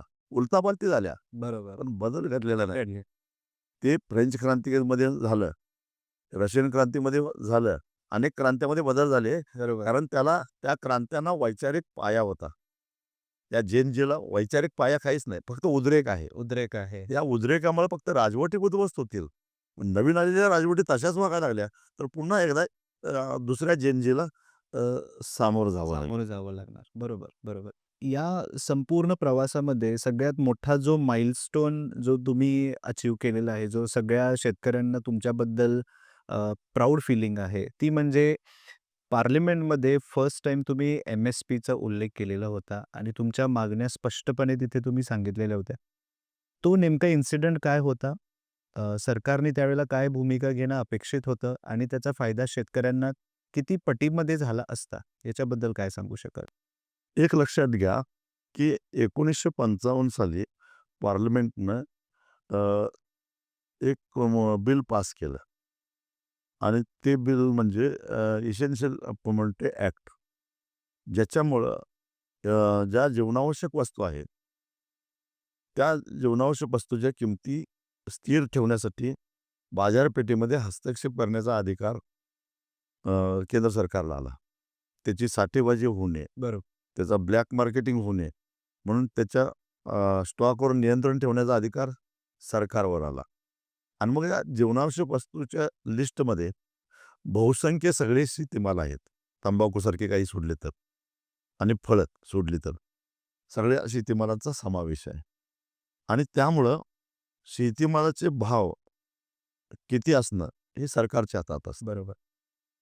आणि मग अशा परिस्थितीमध्ये आपलं संविधान इतकं चांगलं बाबासाहेबांनी तयार करून ठेवलेलं आहे, की जेव्हा तुम्हाला अधिकार मिळतात, तेव्हा जबाबदाऱ्या सुद्धा निश्चित होत असतात. शेतीमालाच्या किमती नियंत्रित खुशाल करा. परंतु तो शेतीमाल उत्पादन करणारा शेतकरी तोट्यात जाऊ नये म्हणून त्याला त्याच्या उत्पादनाची हमी सुद्धा दिली पाहिजे. त्यातून एम-एस-पीची संकल्पना आली. बरोबर. म्हणजे समजा मार्केटमध्ये तेवढा भाव मिळाला नाही, तर सरकारनं ते खरेदी केलं पाहिजे. म्हणून मिनिमम सपोर्ट प्राईस ही संकल्पना आली. त्यासाठी कृषी मूल्य आयोग आला. आता काय व्हायला एम-एस-पी झाली, परंतु ही एम-एस-पी कागदावर राहते. देशामध्ये एकूण 24 पिकासाठी एम-एस-पी डिक्लेअर करतं केंद्र सरकार. तर त्याची सगळी एकूण जी उत्पादन आहेत, त्यातल्या केवळ 6% उत्पादनांना शाश्वत एम-एस-पी मिळतो. कारण ते सरकार खरेदी करतं. गहू खरेदी करतं, मोठ्या प्रमाणात तांदूळ खरेदी करतं आणि काही प्रमाणात इतर काही पण गहू तांदूळ मोठ्या प्रमाणात खरेदी करत असतं आणि त्यांना एम-एस-पी मिळतो. इतर उत्पादनं मात्र बाजारातच विकावी लागतात. एम-एस-पी सरकार डिक्लेअर करतं, पण ती मिळेल याची शाश्वती देत नाही. अ, आता उदाहरणार्थ सोयाबीनचा हमीभाव 4,328 आहे. तर शेतकरी 3,500 पर्यंत सोयाबीन विकत आहेत. मग हमीभावापेक्षा कमी मध्ये मी विकतो हां. आणि हा हमीभाव कृषी मूल्य आयोगानं त्यांच्या मते शास्त्रीय पद्धतीने काढत नाहीत, तरी पण त्यांच्या मते ते शास्त्रीय पद्धतीने काढलं. उत्पादन खर्च गृहीत धरून काही अंशी नफा धरून काढला असं त्याचा दावा आहे. पण तोही मिळत नाही ना. मिळत नाहीये. म्हणजे शेतकरी तोट्यात आहे हा याचा कायदेशीर पुरावा तयार झाला. या देशामध्ये मगाशी मी सांगितलं, की प्रत्येक मजुराला हं. किमान 365 पैकी 100 दिवस रोजगार देण्याची हमी सरकारनं घेतलेली आहे. आणि ती हमी देत असताना त्याला ती मजुरी किती दिली पाहिजे, हेही सरकार ठरवतं. किमान वेतन कायदा अकुशल मजुरांना कमीत कमी वेतन किती द्यायला पाहिजे, हेही किमान वेतन कायद्याच्या आधारानं निश्चित होतं. आणि ते ठरत असताना तो मजूर, अकुशल मजूर, त्याची पत्नी, त्याची 2 मुलं, त्याच्या वर अवलंबून असणारे त्याच्या म्हातारे आई-वडील, या सगळ्यांचा उदरनिर्वाह बरोबर. त्या मजुरीतनं भागला पाहिजे असा कॅल्क्युलेशन करून ती मजुरी ठरते. मग ती देणाऱ्याला परवडते की नाही याचा विचार कायदा करत नाही. मग तोच आधार घेऊन मी एक प्रायव्हेट मेंबर बिल अर्थात खाजगी विधेयक लोकसभेमध्ये मांडलं. अर्थात त्या विधेयकाचा ड्राफ्ट जो आहे, तो संपूर्ण देशातल्या जवळ-जवळ 300-350 शेतकरी संघटनांनी एकत्रित येऊन जवळ-जवळ 3,000 किलोमीटरचा आम्ही यात्रा काढली होती. सगळ्या राज्यामध्ये, सगळ्या प्रांतामध्ये मी गेलो होतो. तिथल्या सगळ्यांच्या सूचना घेतल्या, चर्चा केल्या आणि त्यातून एक अंतिम ड्राफ्ट आम्ही तयार केला. परत जवळ-जवळ 22-23 राजकीय पक्षांच्या नेत्यांच्या बरोबर आमच्या दिल्लीमध्ये 2-3 बैठका झाल्या. त्यांच्या काही सूचना सुधारणा घेतल्या आणि मग जो अंतिम जो ड्राफ्ट तयार झाला, तो प्रायव्हेट मेंबर बिलाच्या माध्यमातून 2018 साली मी पार्लमेंटमध्ये मांडला आणि त्यानंतर मग त्याच्यावर चर्चा होऊन त्याचं कायद्यात रूपांतर होणं अपेक्षित होतं. तो कायदा काय? सरकारनं एम-एस-पी जाहीर केल्यानंतर त्या एम-एस-पीपेक्षा कमी किमतीमध्ये कोणालाही, कुठल्याही कंपनीला, व्यक्तीला, व्यापाऱ्याला कमी किमतीत खरेदी करता येणार नाही. जसं मिनिमम वेज ॲक्टनुसार हां. सरकारनं एकदा मजुरी निश्चित केल्यानंतर त्याच्यापेक्षा कमी मजुरी दिल्यास तो तुरुंगात जाईल. तसंच सरकारनं एकदा एम-एस-पी डिक्लेअर केल्यानंतर त्याच्यापेक्षा कमी किमतीमध्ये कुणी जर का त्याचा माल खरेदी केला, तर तो तुरुंगात जाईल, त्याला दंड होईल, त्याचं लायसन रद्द होईल. अशा तरतुदी असणारं जो कायद्याचा ड्राफ्ट होता, त्याचं कायद्यात रूपांतर झालं असतं, तर हा 94% शेतीमाल जो बाजारामध्ये एम-एस-पीपेक्षा कमी किमतीला विकला जातो, त्याला एक शाश्वत असा हमीभाव मिळाला असता. हा तो कायदा होता. म्हणजे लोकांनी मला जे वर्गणी काढून निवडून दिलं, फक्त एका मतदारसंघातल्या लोकांचा फायदा झाला नसता, तर संपूर्ण देशातल्या सगळ्या शेतकऱ्या 24 पिकांचं उत्पादन घेणाऱ्या शेतकऱ्यांचा त्यात फायदा झाला असता. एवढंच नव्हे, तर ह्या 24 पिकांची व्याप्तीसुद्धा वाढवायचं त्याच्यामध्ये आम्ही केलं होतं. कारण त्याच्यामध्ये भाजीपाला नाही. आत्ता 24 पिकांना एम-एस-पी मिळते. परंतु ज्या फळबागा आहेत, द्राक्ष, डाळिंब, चिकू, आंबा, केळी यांना एम-एस-पी नाही आहे. त्याचबरोबर आम्ही जो ड्राफ्ट तयार केला त्याच्यामध्ये आम्ही फळांचा समावेश केला, भाजीपाल्यांचा समावेश केला. त्याला एम-एस-पी मिळाली पाहिजे. त्याचबरोबर आम्ही कुक्कुटपालनसुद्धा धरलं. अंडे असतील, चिकन असेल, हे सुद्धा शेतकरीच आहेत ना. आणि मच्छीमारांना सुद्धा त्याच्या दायऱ्यामध्ये आणलं. या साऱ्यांना म्हणजे मच्छीचा सुद्धा एम-एस-पी असला पाहिजे. आणि हे न देणाऱ्यावर कारवाई होईल. मग त्यामध्ये काय होईल? सध्या आपण WTOमध्ये आहोत हं, हं. आणि त्यामुळं मग फ्री ट्रेड किंवा बरोबर. काही प्रमाणामध्ये ट्रेडिंग होणारच. इम्पोर्ट बॅन किंवा एक्सपोर्ट बॅन करता येत नाही. फक्त इम्पोर्ट ड्युटी वाढवून, एक्सपोर्ट ड्युटी वाढवून आपण त्याच्यामध्ये अडथळे आणू शकतो. मग त्याचा फायदा घेऊन इंटरनॅशनल मार्केट जे आहे, हं. त्या मार्केटच्या लेव्हल जर समजा कमी असेल आपल्या एम-एस-पीपेक्षा, हां. तर आपण तेवढी इम्पोर्ट ड्युटी वाढवायची बरोबर. आणि आपल्या किमती जेणेकरून स्थिर करायच्या. बॅलन्स होईल. हां. पण आपलं कन्झम्पशन आणि आपलं प्रोडक्शन याच्यामध्ये जर का प्रोडक्शन जास्त असेल, तर जेवढा जास्तीचा भाग आहे, तो सरकारनं खरेदी करायचा आणि तोट्यात एक्सपोर्ट करायचा आणि तो तोटा सहन करायचा. म्हणजे किमती स्थिर राहतात. स्थिर राहतील. आणि याचा फायदा शेतकऱ्याच्या जीवनामध्ये आर्थिक स्थैर्य निर्माण करण्यामध्ये होईल. आणि आज एफ-सी-आयच्या माध्यमातून सरकार जे काही वर्षाला करोडो रुपये म्हणजे माझ्या माहितीप्रमाणे 1.25 ते 1.5 लाख कोटी रुपये ह्या एफ-सी-आयमध्ये खरेदीसाठी खर्च करतं. शेतकऱ्याला संरक्षण देण्यासाठी किंवा पी-डी-एस सिस्टमसाठी म्हणून. ते ओपन मार्केटमध्ये तुम्ही खरेदी करू शकता. बरोबर. कारण किमती स्थिरच असणार आहेत सगळीकडे. वन नेशन वन मार्केट तर आपलं धोरण आहेच. मात्र ते 1.5 लाख कोटी रुपये तुमचे वाचतील. त्याच्यामध्ये मोठ्या प्रमाणात भ्रष्टाचार होतो आणि होतो मला माहिती आहे. हा झाला एक आणि त्या मानानं तुम्ही सरप्लस झालेलं खरेदी करून तोट्यात एक्सपोर्ट केलं तर फार तोटा होणार नाही. आणि म्हणजे या पद्धतीने स्थिर राहतं. आणि याचं सगळ्यात मोठं उदाहरण तुम्हाला सांगतो. गेल्या 6-7 वर्षापूर्वी केंद्र सरकारने एक प्रयोग केला साखरेच्या बाबतीत. साखरेची एम-एस-पी निश्चित केली आणि साखरेची विक्रीच्या किमती निश्चित केल्या. आणि त्याच्यापेक्षा कमी किमतीत साखर विकायची नाही असं कारखान्यांना कडक शब्दात सांगितलं. तर त्याचा परिणाम काय झाला? साखर उद्योगामध्ये स्थिरता आली त्या. वर्षभरामध्ये साखरेचे भाव जे कमी जास्त व्हायचे, ते व्हायचे थांबले. मी बघितलं. मी पार्लमेंटमध्ये अनेक वेळा हा मुद्दा उपस्थित केला आहे, की एम-सी-डी-एक्स आहे ना, त्याच्या माध्यमातून लिया-दिया करून करोडो लोक पैसा कमवायचे. म्हणजे फिजिकली रीडिंग नाही. फक्त लिया-दिया, लिया-दिया असं साखरेच्या बाबतीत करायचे. तर साखर कारखाने सुरू झाले. साखरेचे भाव पडायचे. आजारी आणि दुबळ्या कारखान्यांना साखर विकण्याशिवाय पर्याय नव्हता. कारण आमच्यासारखे लोक उसाचे पैसे द्या पण बसणारच. आणि साखर कारखाने बंद झाले, की साखरेचे भाव वाढायचे. ट्विटर पाठीमागे 12-13 रुपयाचा फरक पडायचा. आणि ह्या अनेक लोकांनी, अनेक राजकारण्यांनी सुद्धा काळा पैसा कमवला. ते जेव्हा केंद्र सरकारने साखरेच्या किमती फिक्स केल्या, हे सगळे ट्रेडिंग न करता फक्त रियाज करणारेच होते. पैशाचे ते सगळे बाहेर घेत आणि त्याचा फायदा ग्राहकांना झाला. वर्षभर स्थिर दरामध्ये साखरे उत्पादकांना मिळाला, ऊसाचा दर नियमितपणे मिळायला लागला.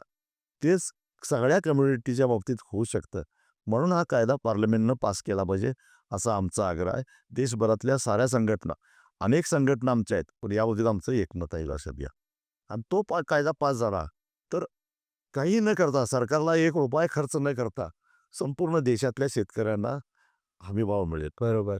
मग पुढची लढाई असेल, तो हमीभावाचा फॉर्म्युला बरोबर आहे का नाही यासाठीचा असेल. म्हणजे स्वामीनाथन यांच्या सूत्राप्रमाणे उत्पादन खर्च अधिक 50% हां. त्यासाठीचा. आता तर उत्पादन खर्च अधिक 10% सुद्धा मिळत नाहीत. पण ती लढाई नंतरची आहे. बरोबर.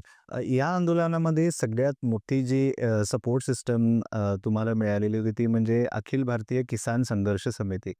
त्यांचा सहभाग याच्यामध्ये किती मोलाचा होता आणि तो एक्सपिरियन्स, तो संपूर्ण अनुभव या संपूर्ण आंदोलनाच्या दरम्यान कसा राहिला? अखिल भारतीय किसान संघर्ष समिती स्थापन करणाराच मी होतो. मी सरदार भीम सिंग असे आम्ही परत आपले यादव, योगेंद्र यादव असे आम्ही 10-12 लोकांनी जेव्हा मध्य प्रदेशमध्ये गोळीबार झाला मंदसौरमध्ये, त्या गोळीबारानंतर आम्ही दिल्लीत बसलो आणि हे सरकार अशा पद्धतीनं शेतकरी आंदोलन गोळ्यांच्या माध्यमातून जर दबवणार असेल, तर देशभरातले सगळे शेतकरी नेते किमान समान कार्यक्रमावर आधारित असं एकत्रित आलं पाहिजे. या मुद्द्यावर आम्ही याची निर्मिती केली आणि अ, सगळ्या शेतकऱ्यांच्या संघटना एकत्रित केल्या. त्या अखिल भारतीय किसान संघर्ष समितीच्या माध्यमातूनच हा ड्राफ्ट आम्ही तयार केला होता. एक संघर्ष यात्रा संपूर्ण देशभरामध्ये आम्ही केलो. आम्ही मेघालयमध्ये गेलो होतो, आम्ही तामिळनाडूमध्ये गेलो होतो, आम्ही काश्मीरमध्ये गेलो होतो, आम्ही गुजरातमध्ये गेलो होतो. म्हणजे देशाच्या चारही कोपऱ्यामध्ये आम्ही गेलेलो होतो. बरोबर, बरोबर. या संपूर्ण प्रवासामध्ये बरेच आपले जे कार्यकर्ते आहेत, त्यांना फॉर्च्युनेटली, अनफॉर्च्युनेटली जेलमध्ये जावं लागलं तुमच्यासोबत. त्यावेळेला तुमची मानसिकता किंवा भावनिकरित्या तुम्हाला कसं वाटत होतं? कारण हे करत असताना हे ऑफकोर्स होणारच आहे. पण ज्यावेळेला आपले साथीदार किंवा आपले कार्यकर्ते सुद्धा त्या पद्धतीने शिक्षा भोगतात, तो अनुभव कसा होता? पण जेलमध्ये मीही अनेक वेळा जाऊन आलेलो आहे. असं असतं, की आम्ही हे सगळं स्वेच्छेनं करतो. आम्ही काही गुन्हेगार नाही आहे.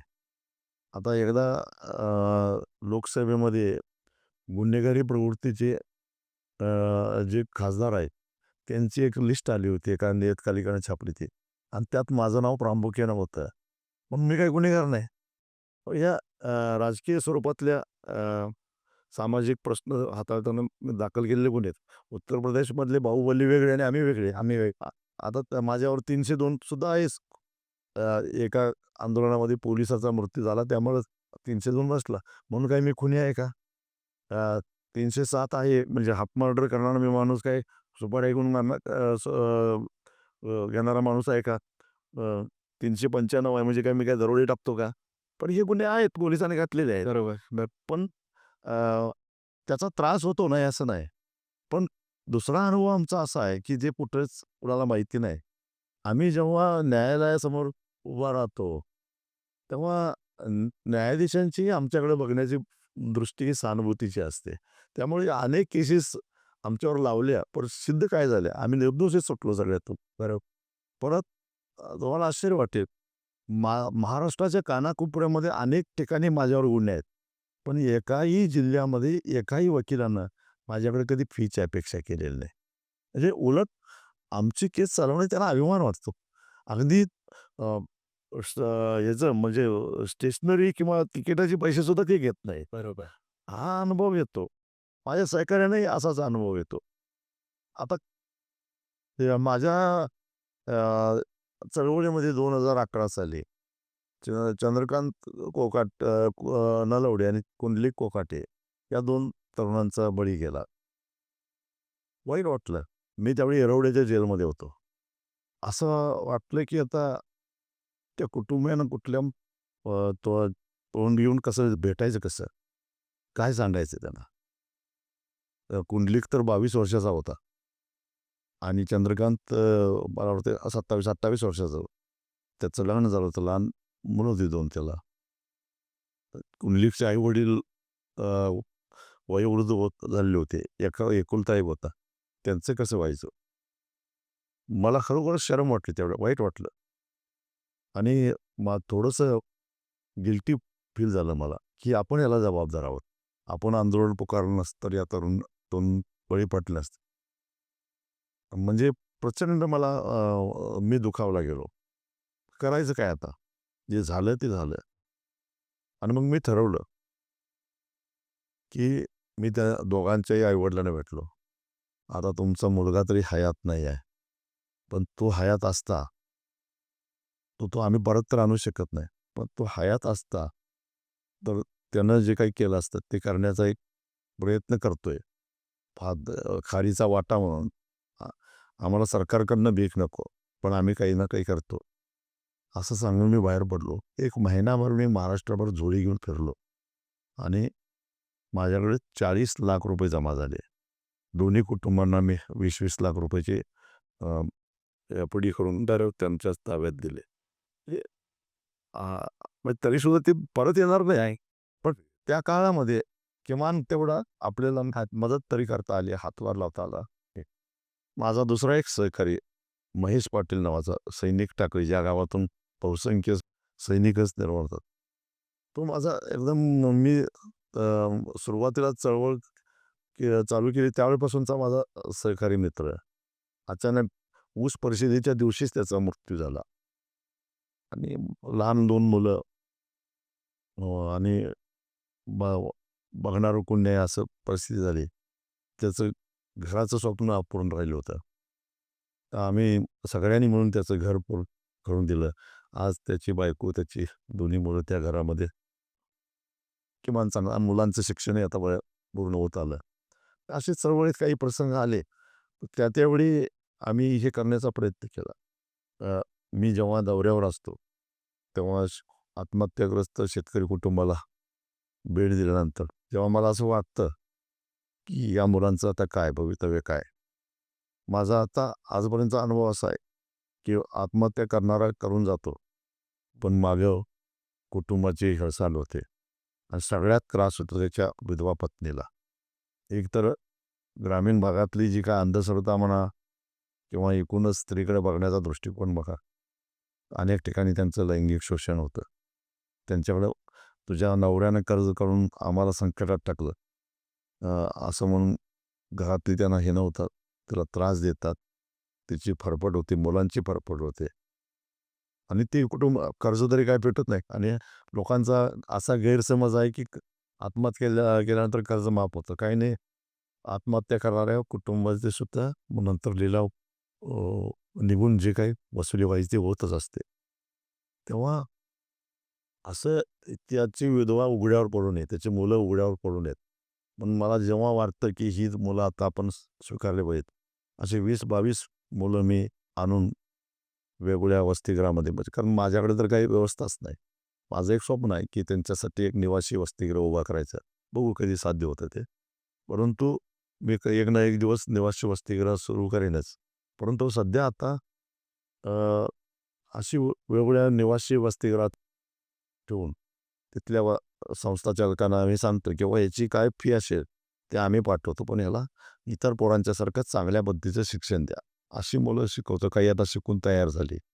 तर हे असं चालूच असतं. हे खरंच हे ॲप्रिशिएट करण्यासारखं आहे, उल्लेखनीय आहे हे. कारण त्यावेळेला तो सपोर्ट देणं खूप महत्त्वाचं असतं आणि जो आपण ज्यावेळेला ह्या सगळ्या गोष्टी ग्राउंड रिॲलिटी आपल्याला ज्यावेळेला माहिती असते, त्यावेळेला हे करणं खूप गरजेचं असतं. जे आपली स्वतःची ती एक नैतिक जबाबदारी असते. या अनुषंगाने आता पूर्णपणे जर शेतकऱ्यांचं जर आंदोलन किंवा चळवळ म्हटलं तर सगळ्यात पहिलं जे नाव येतं ते स्वाभिमानी संघटनेचं. पण हे पूर्णपणे करत असताना आता जसा ऊस असेल, दूध असेल याच्यासाठी असणारे जेवढे काही आंदोलनं तुम्ही केलेली आहेत, ती सगळी यशस्वी झालेली आहेत. त्याचबरोबर मग बाकीची जी काही पिकं आहेत, मग त्याच्यामध्ये कापूस असेल, सोयाबीन असेल किंवा फळभाज्या असतील, याच्यासाठी आपल्याला आता जे काही करायचं आहे, तर आंदोलनाची भूमिका मग तुमची कशी ठरतीये? ती यशस्वी होण्यासाठी आपल्याला शेतकऱ्यांच्याकडून काय सपोर्ट लागणार आहे? त्याच्यावर काय मत आहे तुमचं? खरं तर सगळ्याच पिकाला न्याय मिळाला पाहिजे. म्हणून मगाशी मी जो एम-एस-पी गॅरंटी कायदा आहे, तो कायदा पास झाला तर काही अंशी सगळ्याच पिकाचे शेतकऱ्यांना दिलासा मिळू शकतो. मग लढाई राहते ती एम-एस-पीचा फॉर्म्युला बरोबर आहे की नाही यासाठीचा. दुसरा मुद्दा केंद्र सरकार आणि पुन्हा मी नीती आयोगाकडे जातो किंवा कृषी भवनकडे जातो. ही पॉलिसी अशी ठरली पाहिजे. उपलब्ध नैसर्गिक साधन संपत्ती जी आहे, त्याचा उपयोग करून त्या परिस्थितीमध्ये जी सूट होते, त्याच पिकांना त्या क्षेत्रामध्ये चालना देणं, हा दृष्टिकोन ठेवला पाहिजे. पश्चिम महाराष्ट्रामध्ये विशेषतः कृष्णा खोऱ्यामध्ये पाणी मुबलक आहे.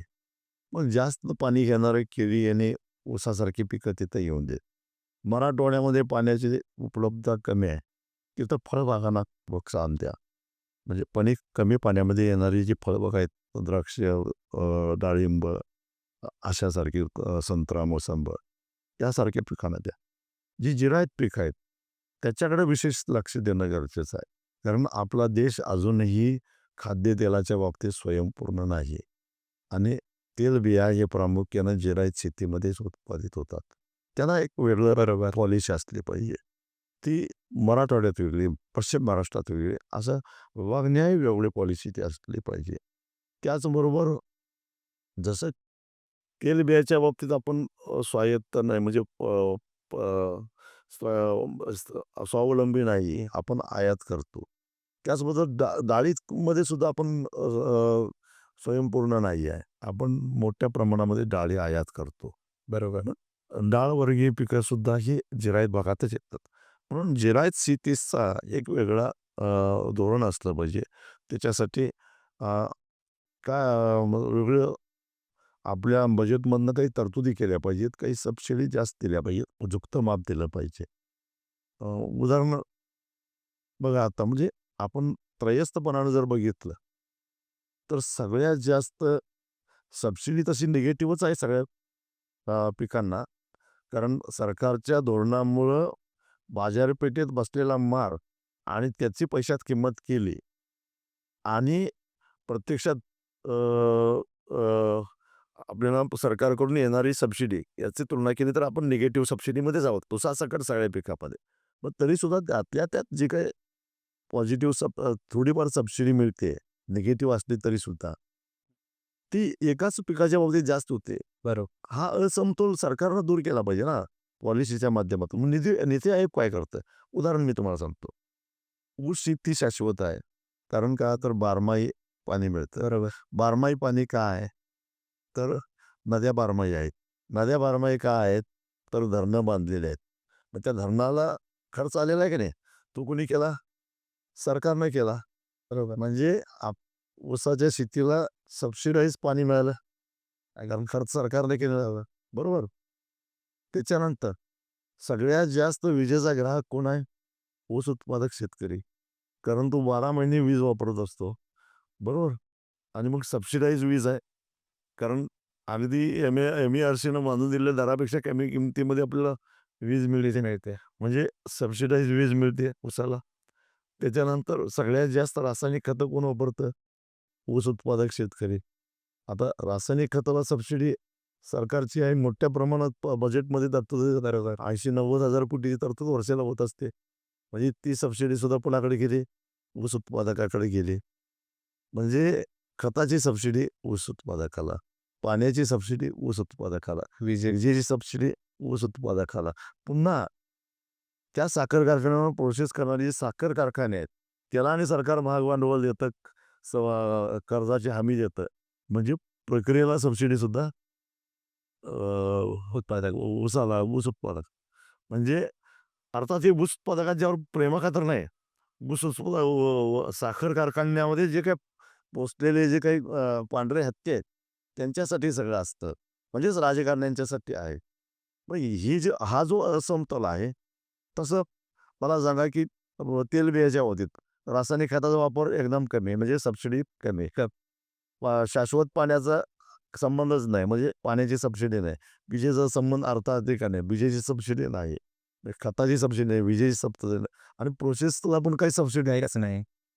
मग हा जो असमतोल आहे विकासातला, तो साधला पाहिजे. बरोबर. म्हणजे आपोआपच मला आठवतंय, एक 8-10 वर्षापूर्वीची गोष्ट सांगतो.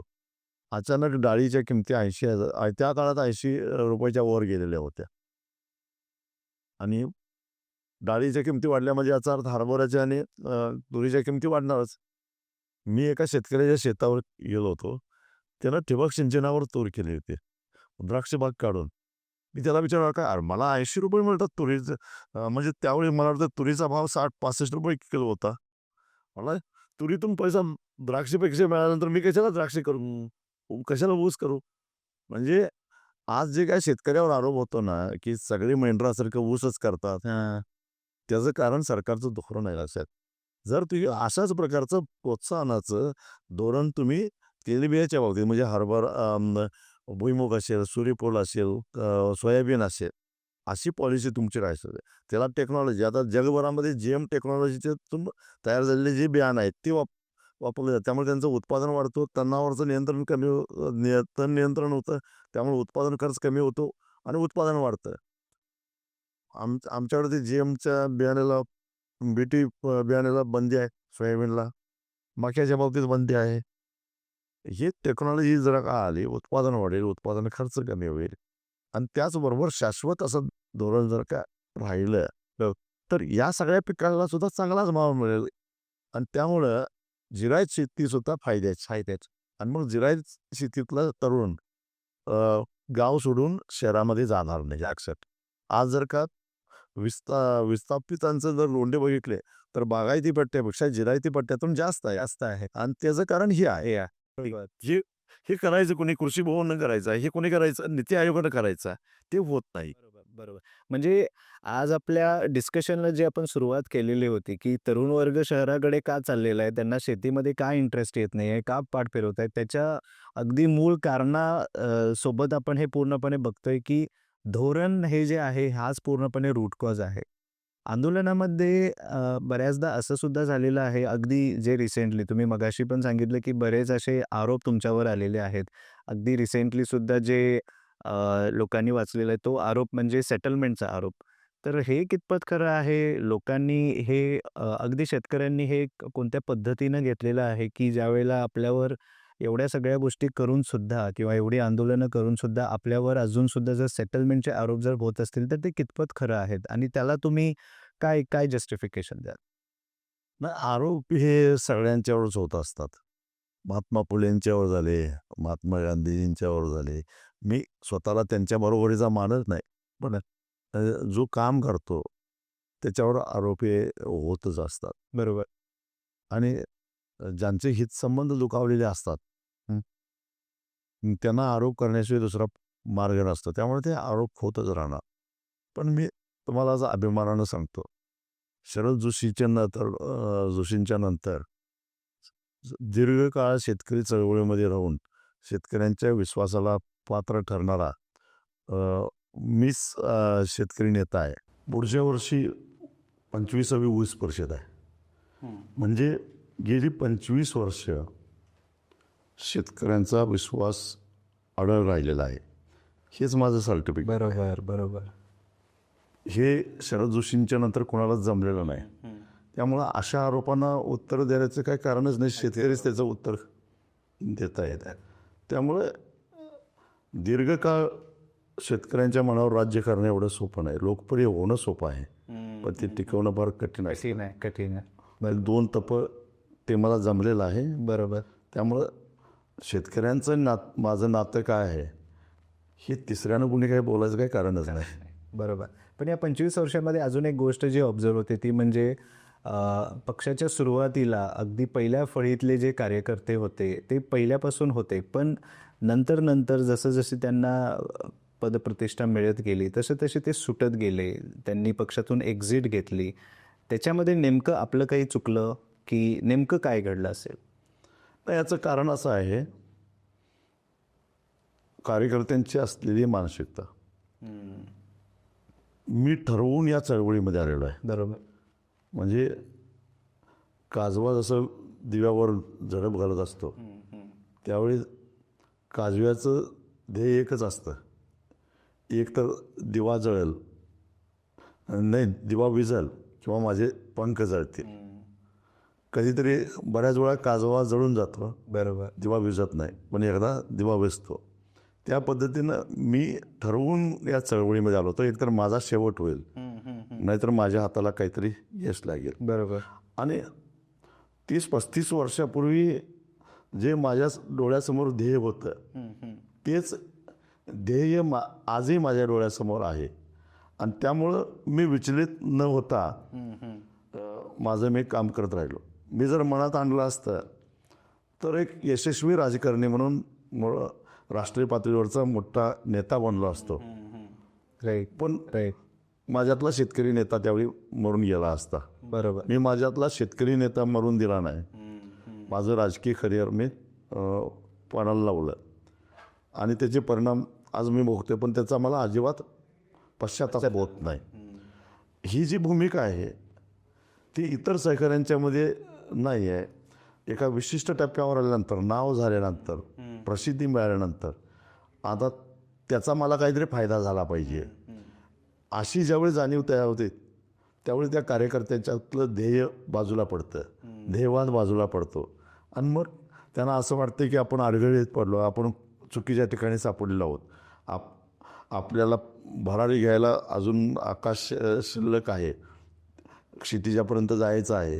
आणि म्हणून ते पंख फुटलेले असतात, उडून जातात. बरोबर. असे ते उडून गेले असले तरी माझं ध्येय निश्चित आहे, त्यामुळे मी माझ्या ध्येयाच्या दिशेनं निघालेलो आहे. राईट. राईट. राईट. बऱ्याचदा असं होतं आपल्या सगळ्यांसाठीच अगदी इन्फ्रास्ट्रक्चर डेव्हलपमेंट जी आहे ती खरंच आपण त्याला एका डेव्हलपमेंटच्या दृष्टिकोनातून बघतो. अगदी जर आपल्याला वर्ल्ड क्लास सगळ्या जर गोष्टी हव्या असतील, अगदी शहरामध्ये असेल, ग्रामीण भागात असेल, तर त्या पद्धतीनं बिल्डिंग्स असतील, रस्ते असतील, एस्पेशली तरुणाईसाठी त्या पद्धतीनं इन्फ्रास्ट्रक्चरसाठी जी त्यांच्यासाठी अट्रॅक्ट करणारी गोष्ट असते. पण हे करत असताना अगदी स्टेट गव्हर्नमेंटनी जो आता शक्तिपीठ जो आपला हायवे आहे, जो प्रोजेक्ट त्यांनी चालू केलेला आहे, अशा प्रोजेक्ट्सना किंवा एस्पेशली शक्तिपीठला मग तो विरोध का होतोय? त्याच्या मागे लॉजिक काय आहे किंवा आयडियोलॉजी काय आहे?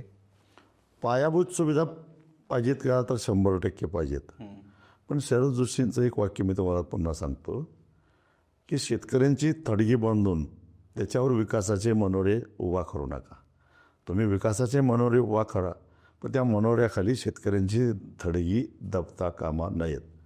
खाजगीकरणातूनच तुम्ही भांडवल उभा करता, त्यातून टोलच्या माध्यमातून ते भांडवल परत घेता. मग शेतकऱ्यांच्या जमिनी अधिग्रहित करत असतानाच कंजूसपणा का? त्या विकासाचा भागीदार त्याला का होऊन दिला जात नाही?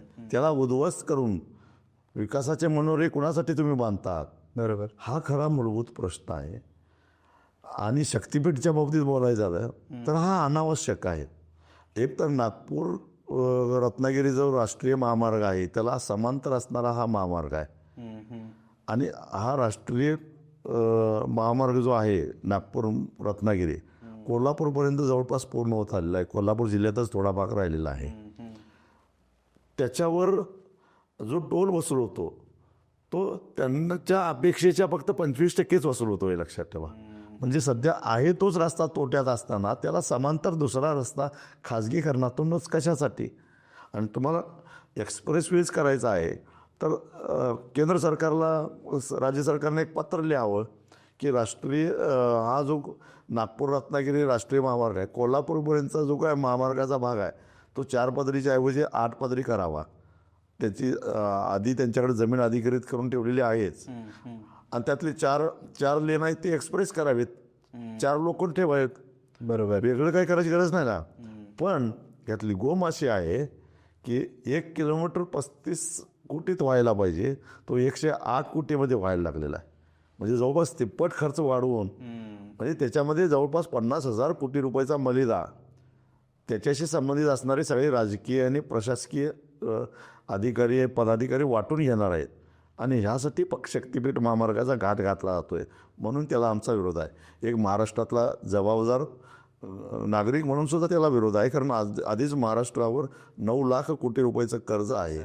त्याच्यावर अजून 1 लाख कोटी कर्जाची भर पडायला नको, हाही त्याच्या पाठिंबाचा उद्देश आहे. मग हे असे जे मुद्दे आहेत ज्याच्यावर कंटिन्युअसली संघर्ष करावं लागतं, स्पेशली शेतकऱ्यांची जी मुलं आहे, जी आजची पिढी आहे, तर तुम्हाला योग्य काय वाटतं की अशा मुद्द्यांवर कंटिन्युअसली त्यांनी संघर्ष करणं हे योग्य आहे, की त्यांनी आता हातामध्ये दगड सोडून पेन घेणं योग्य आहे?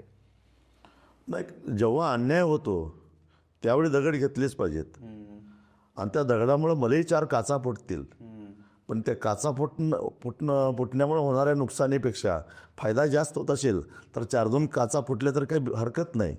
हीच भूमिका राहिली पाहिजे. जनमताचा दबाव हा राज्यकर्त्यांच्यावर नेहमी राहिलाच पाहिजे, यायलाच पाहिजे. आणि त्यासाठी अधूनमधून एखादी काच ही फुटलीच पाहिजे. बरोबर, बरोबर. पण हे म्हणजे अगदी सुरुवातीला तुम्ही तुमच्या मानसिक स्वास्थ्याबद्दल पण सांगितलं आणि कंटिन्युअसली डोक्यामध्ये हेच विचार, कंटिन्युअसली पूर्णपणे शेतकऱ्यांसाठीची असणारी ही जी काही काळजी आहे किंवा या पद्धतीने ह्या सगळ्या गोष्टी झाल्याच पाहिजे, ह्या ज्या काही गोष्टी आहेत ह्या खरंच तुम्हाला एक लेवलपर्यंत त्या स्ट्रेस देत असणार आहेत. तुम्ही तुमचा स्ट्रेस कसा मॅनेज करताय? स्ट्रेस तर भरपूर असतो. मी सुरुवातीलाच सांगितलं होतं की सुरुवातीच्या काळातलं माझं आयुष्य एखाद्या डॉनसारखंच होतं. मग त्याचा फायदा असा झाला की मला कसल्या सवयी लागल्या नाहीत, कसली व्यसनं जडली नाहीत, आणि त्यामुळं तो एक फायदा झाला. त्यामुळं अनावश्यक खर्च वाचला, ते तर झालंच.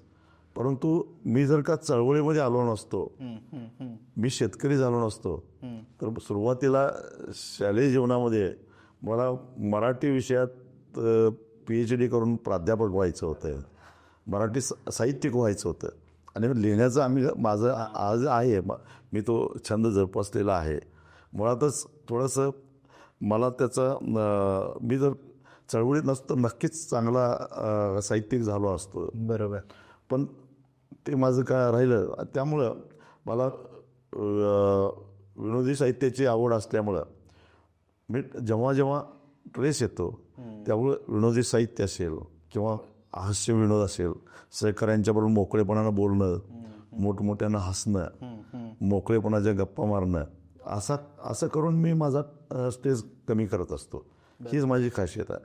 आणि प्रयत्नपूर्वक मी एक गोष्ट म्हणजे एक सवय मी बिंबवून घेतली आहे की मला सुरुवातीलाच मी सांगितलं की मी घरात गेल्यानंतर बाहेरचे सगळे प्रश्न विसरून जातो, आणि एखादा स्विच ऑफ केल्यानंतर अंधार पडतो आणि ऑन केल्यानंतर उजेड पडतो. तसं संध्याकाळी अंथरुणावर अंग टेकल्या क्षणी मला झोप लागते. झोपेची आराधना करायला मी एवढं म्हणजे प्रवीण झालो. कधी कधी उभ्या सुद्धा झोपायची मला, कधीही कुठल्याही वेळी झोप येण्याची कला माझ्याकडं अवगत आहे. आणि एकदा झोप झाली शांतपणानं तर आपोआपच स्ट्रेस कमी होतो. बरोबर. अशा पद्धतीनं तणावावर मात करायला मी शिकलेलो. बरोबर. प्रत्येक लीडरसाठी, प्रत्येक नेत्यासाठी एक आदर्श व्यक्तिमत्व एक असतोच, ज्याचा एक आपण एक इन्स्पिरेशन किंवा मोटिवेशन म्हणतोय. तुमच्यासाठी आदर्श कोण आहे? माझ्यासाठी आदर्श आहेत शरद जोशी, ज्यांच्या अंताखाली मी घडलो, ज्यांनी शेतीकडं अर्थवादी विचारांना बघायला मला शिकवलं. त्याचबरोबर महात्मा ज्योतिबा फुले आहे, ज्यांनी सामाजिक समता शिकवली, आणि जी सामाजिक समता माझ्या नसामध्ये भिजलेले. आणि त्याचबरोबर महात्मा गांधीसुद्धा माझे आदर्श आहे. तर आज महात्मा गांधी म्हणजे चेष्टेचा विषय जरी असला तरी माझ्या दृष्टिकोनात महात्मा गांधी हे आदर्श आहेत. आणि या तिन्ही व्यक्तींच्या विचारधारेवरून जाण्याचा प्रयत्न मी करतोय.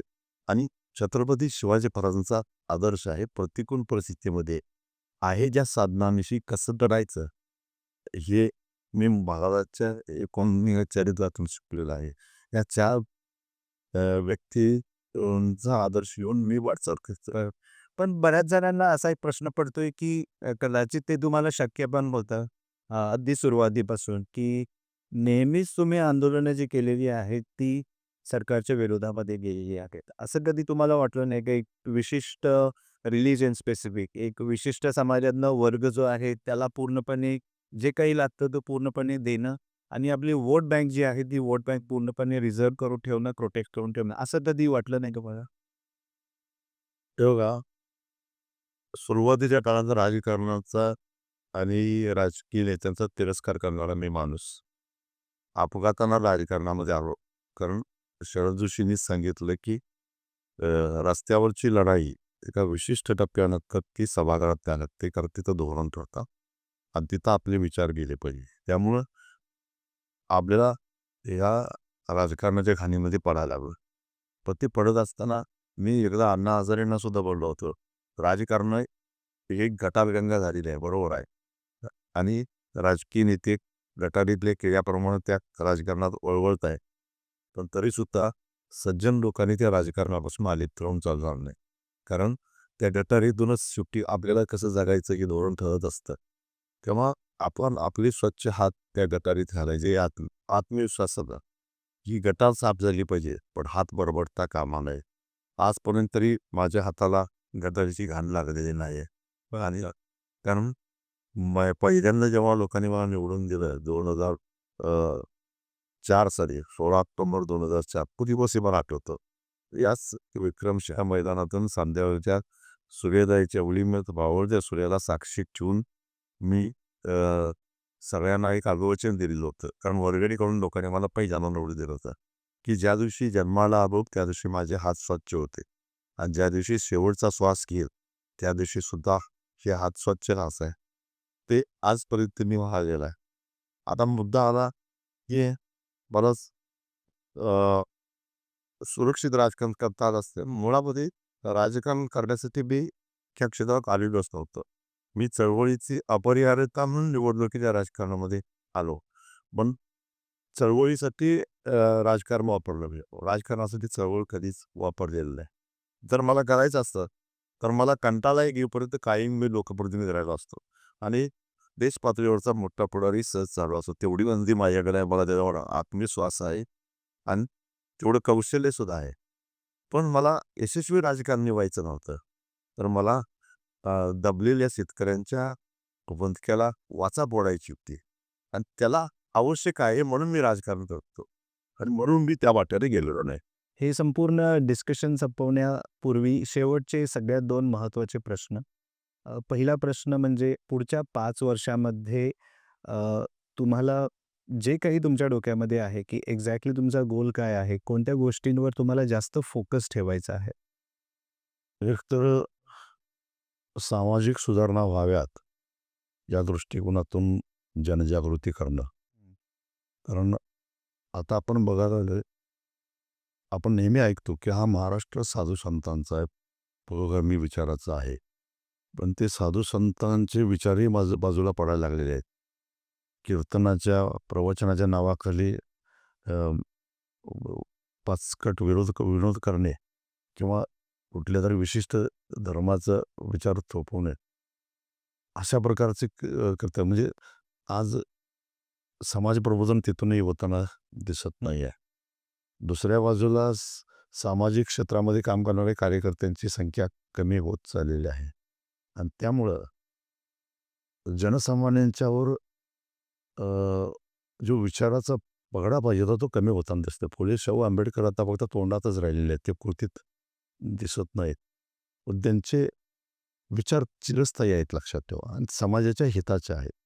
परंतु आज त्या फुले शाहू आंबेडकर छत्रपती शिवाजी महाराज यांच्या विचारावर व्हॉट्सअप युनिव्हर्सिटीने कब्जा केलेला आहे आणि व्हॉट्सअप युनिव्हर्सिटीच्या माध्यमातून ज्याला काही ऐतिहासिक आधार नाही, नाही.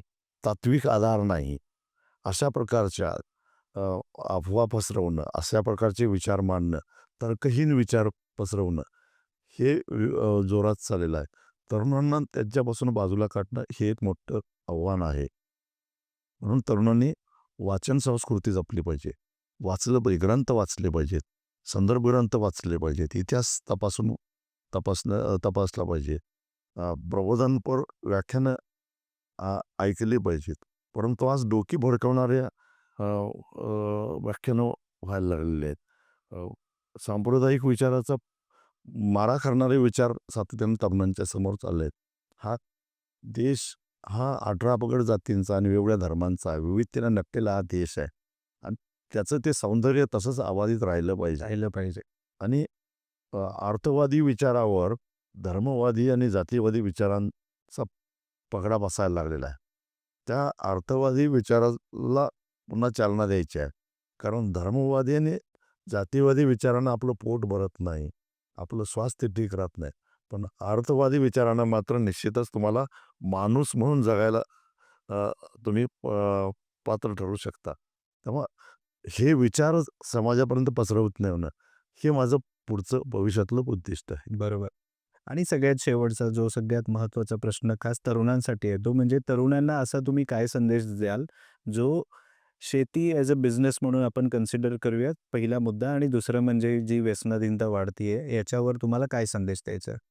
अ, मी तरुणांना एवढंच सांगेल, तुमचा विवेक जागृत ठेवा.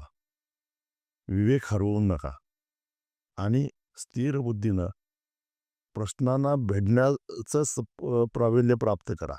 प्रश्नापासून पळ काढण्याचा प्रयत्न करा. बरोबर. व्यसनं ही प्रश्नापासून पळ काढण्याचा एक एक पळवाट आहे. पण त्यातून प्रश्न सुटत नाही. प्रश्नाचा गुंता निर्माण होतो. आज 20-22 वर्षाची पोरंसुद्धा व्यसनातून झालेली बघायला मिळतात. बरोबर. त्याचं कारण हे आहे आणि त्याचा शेवट चांगला नसतो. शेवट अतिशय वाईट होतो. तेव्हा एक माणूस म्हणून तुम्हाला जगायचं असेल, समाजामध्ये प्रतिष्ठेनं राहायचं असेल, तर एक वेळ अर्धपोटी राहा, परंतु विवेक साबूत ठेवा. विवेकानं जगायला शिका आणि त्याचबरोबर अ, व्यवस्थेपासून पलायन करण्यापेक्षा व्यवस्थेला भिडायला शिका. त्या आत्मविश्वासानं भिडा, की एक दिवस ही व्यवस्था मी बदलणार आहे. नाही बदलली, तर या बदलण्याच्या प्रक्रियेतली पायवाट मी निर्माण करणार आहे. या आत्मविश्वासानं या प्रश्नाला सामोरे जा, एवढंच मी तरुणांना सांगेन. बरोबर. याच्यामध्ये कनेक्टेडच माझा प्रश्न आहे, की व्यवस्थेला तुम्ही म्हणालात, की व्यवस्था बदलणं हे खरंच सोपं आहे का? मुळात ते शक्य आहे का? सिस्टम चेंज करणं हे शक्य आहे का? हा एक तरुणांना पडलेला प्रश्न आहे. कारण आज पूर्ण तासभराचं आपलं डिस्कशन झालं आणि एक आपल्याला कळून चुकलेलं आहे, की मेनली सिस्टम ही रिस्पॉन्सिबल आहे ह्या सगळ्या गोष्टींसाठी. तर सिस्टम खरंच आपण बदलू शकतो का? या जगामध्ये अशक्य असं काहीच नाही, लक्षात ठेवा. अगदी तुकाराम महाराजांनी सुद्धा सांगितले, प्रयत्ने तेल रगडता वाळू रगडता तेलेली गळे. बरोबर, अशक्य काहीच नाही आहे. नेपोलियन सुद्धा हेच सांगायचा. आपण सुद्धा त्याच आत्मविश्वासानं प्रयत्न. भगतसिंगाला माहित होतं का, की अगदीच ऐन तारुण्यात तो फासावर गेला. पण तो काय म्हणाला, मला स्वातंत्र्याचा सूर्य दिसतोय. फासावर चढत असताना तो बोलला. मी आणि मला खात्री आहे, की मी गेल्यानंतर स्वातंत्र्याचा सूर्य उगवणार आहे. पण त्यासाठी त्या पायवाटेतला मी एक प्रवासी आहे, असं भगतसिंगांचं म्हणणं होतं. ज्या इंग्रजांचं राज्य अख्ख्या जगावर होतं, त्यांच्या साम्राज्यावर सूर्य मावळत नाही असं बोललं जातं. म्हणजे बरोबर. जिथं सूर्य असेल तिथं इंग्रजांची राजवट होती. आणि त्या इंग्रजांना सुद्धा महात्मा गांधी, मोहनदास करमदास गांधी या अर्धनग्न माणसानं हातात शस्त्र न घेता या देशातून बाहेर जायला लावलं होतं. त्यावेळी अनेकांनी गांधींना सुद्धा वेड्यात काढलं होतं. असं कधी असतं का? पण ते गांधींनी साध्य करून दाखवलेलं होतं. तेव्हा व्यवस्था परिवर्तन करणं सहज शक्य आहे. फक्त ती व्यवस्था परिवर्तन होत असताना जे काही म्होरके असतात, ते पुन्हा त्या व्यवस्थेचे लाभधारक होणार नाहीत, याची खात्री बाळगायची जबाबदारी आपली असते. आपली असते. ते एवढी पूर्ण पाडा, आपोआप एक ना एक दिवस व्यवस्था परिवर्तन होणारच आहे. अगदी, अगदी बरोबर, अगदी बरोबर. खूप खूप धन्यवाद सर. तुम्ही खूप वेळ दिला आणि अगदी ज्या गोष्टी आम्हाला ऐकायच्या आहेत, ज्या प्रश्नांची उत्तरं आम्हाला हवी होती, त्या सगळ्या प्रश्नांची उत्तरं मिळालेली आहेत आणि त्या पद्धतीनं तुम्ही प्रत्येक जो काही मुद्दा याच्यामध्ये मांडलेला आहे, त्याच्या मागे काहीतरी लॉजिक आहे, त्याच्या मागे काहीतरी एक सायंटिफिक रिझन आहे आणि त्याचा प्रूफ जो आहे, तो प्रूफ या पूर्णपणे डिस्कशनमध्ये मिळालेला आहे. मला पर्सनली यातल्या बऱ्याच गोष्टी ज्या आहेत, त्या गोष्टींची पूर्ण कल्पना नव्हती. आंदोलनामधले बरेच इन्सिडेंट्स तुम्ही शेअर केलेले आहेत. बऱ्याच अशा घटना झालेल्या आहेत, ज्या आम्ही कधीही पेपरमध्ये वाचलेल्या नाही आहेत किंवा WhatsApp युनिव्हर्सिटीने आम्हाला हे कधी दाखवलेलं नाही आहे. पण ह्या पॉडकास्टच्या माध्यमातून त्यासुद्धा गोष्टी कळाल्या. बरेच मुद्दे आपण याच्यामध्ये डिस्कस केले, ते अगदी आपल्या मानसिक स्वास्थ्यापासून किंवा तरुणाईंच्या मानसिक स्वास्थ्यापासून ते एम-एस-पी असेल, शक्तिपीठसारखे हे जे सेन्सिटिव्ह मुद्दे आहेत ते पुढच्या 5 वर्षामध्ये तुम्हाला नेमकं काय करायचं आहे, त्याच्यासाठीची तुमची विचारसरणी कशी आहे, काय गोल्स आहेत, याच्यावर सुद्धा पूर्णपणे आपण डिस्कशन केलेलं आहे. त्याच्यामुळे खरंच खूप खूप धन्यवाद की तुम्ही एवढा वेळ आम्हाला देऊ शकला. Thank so much. Thank you.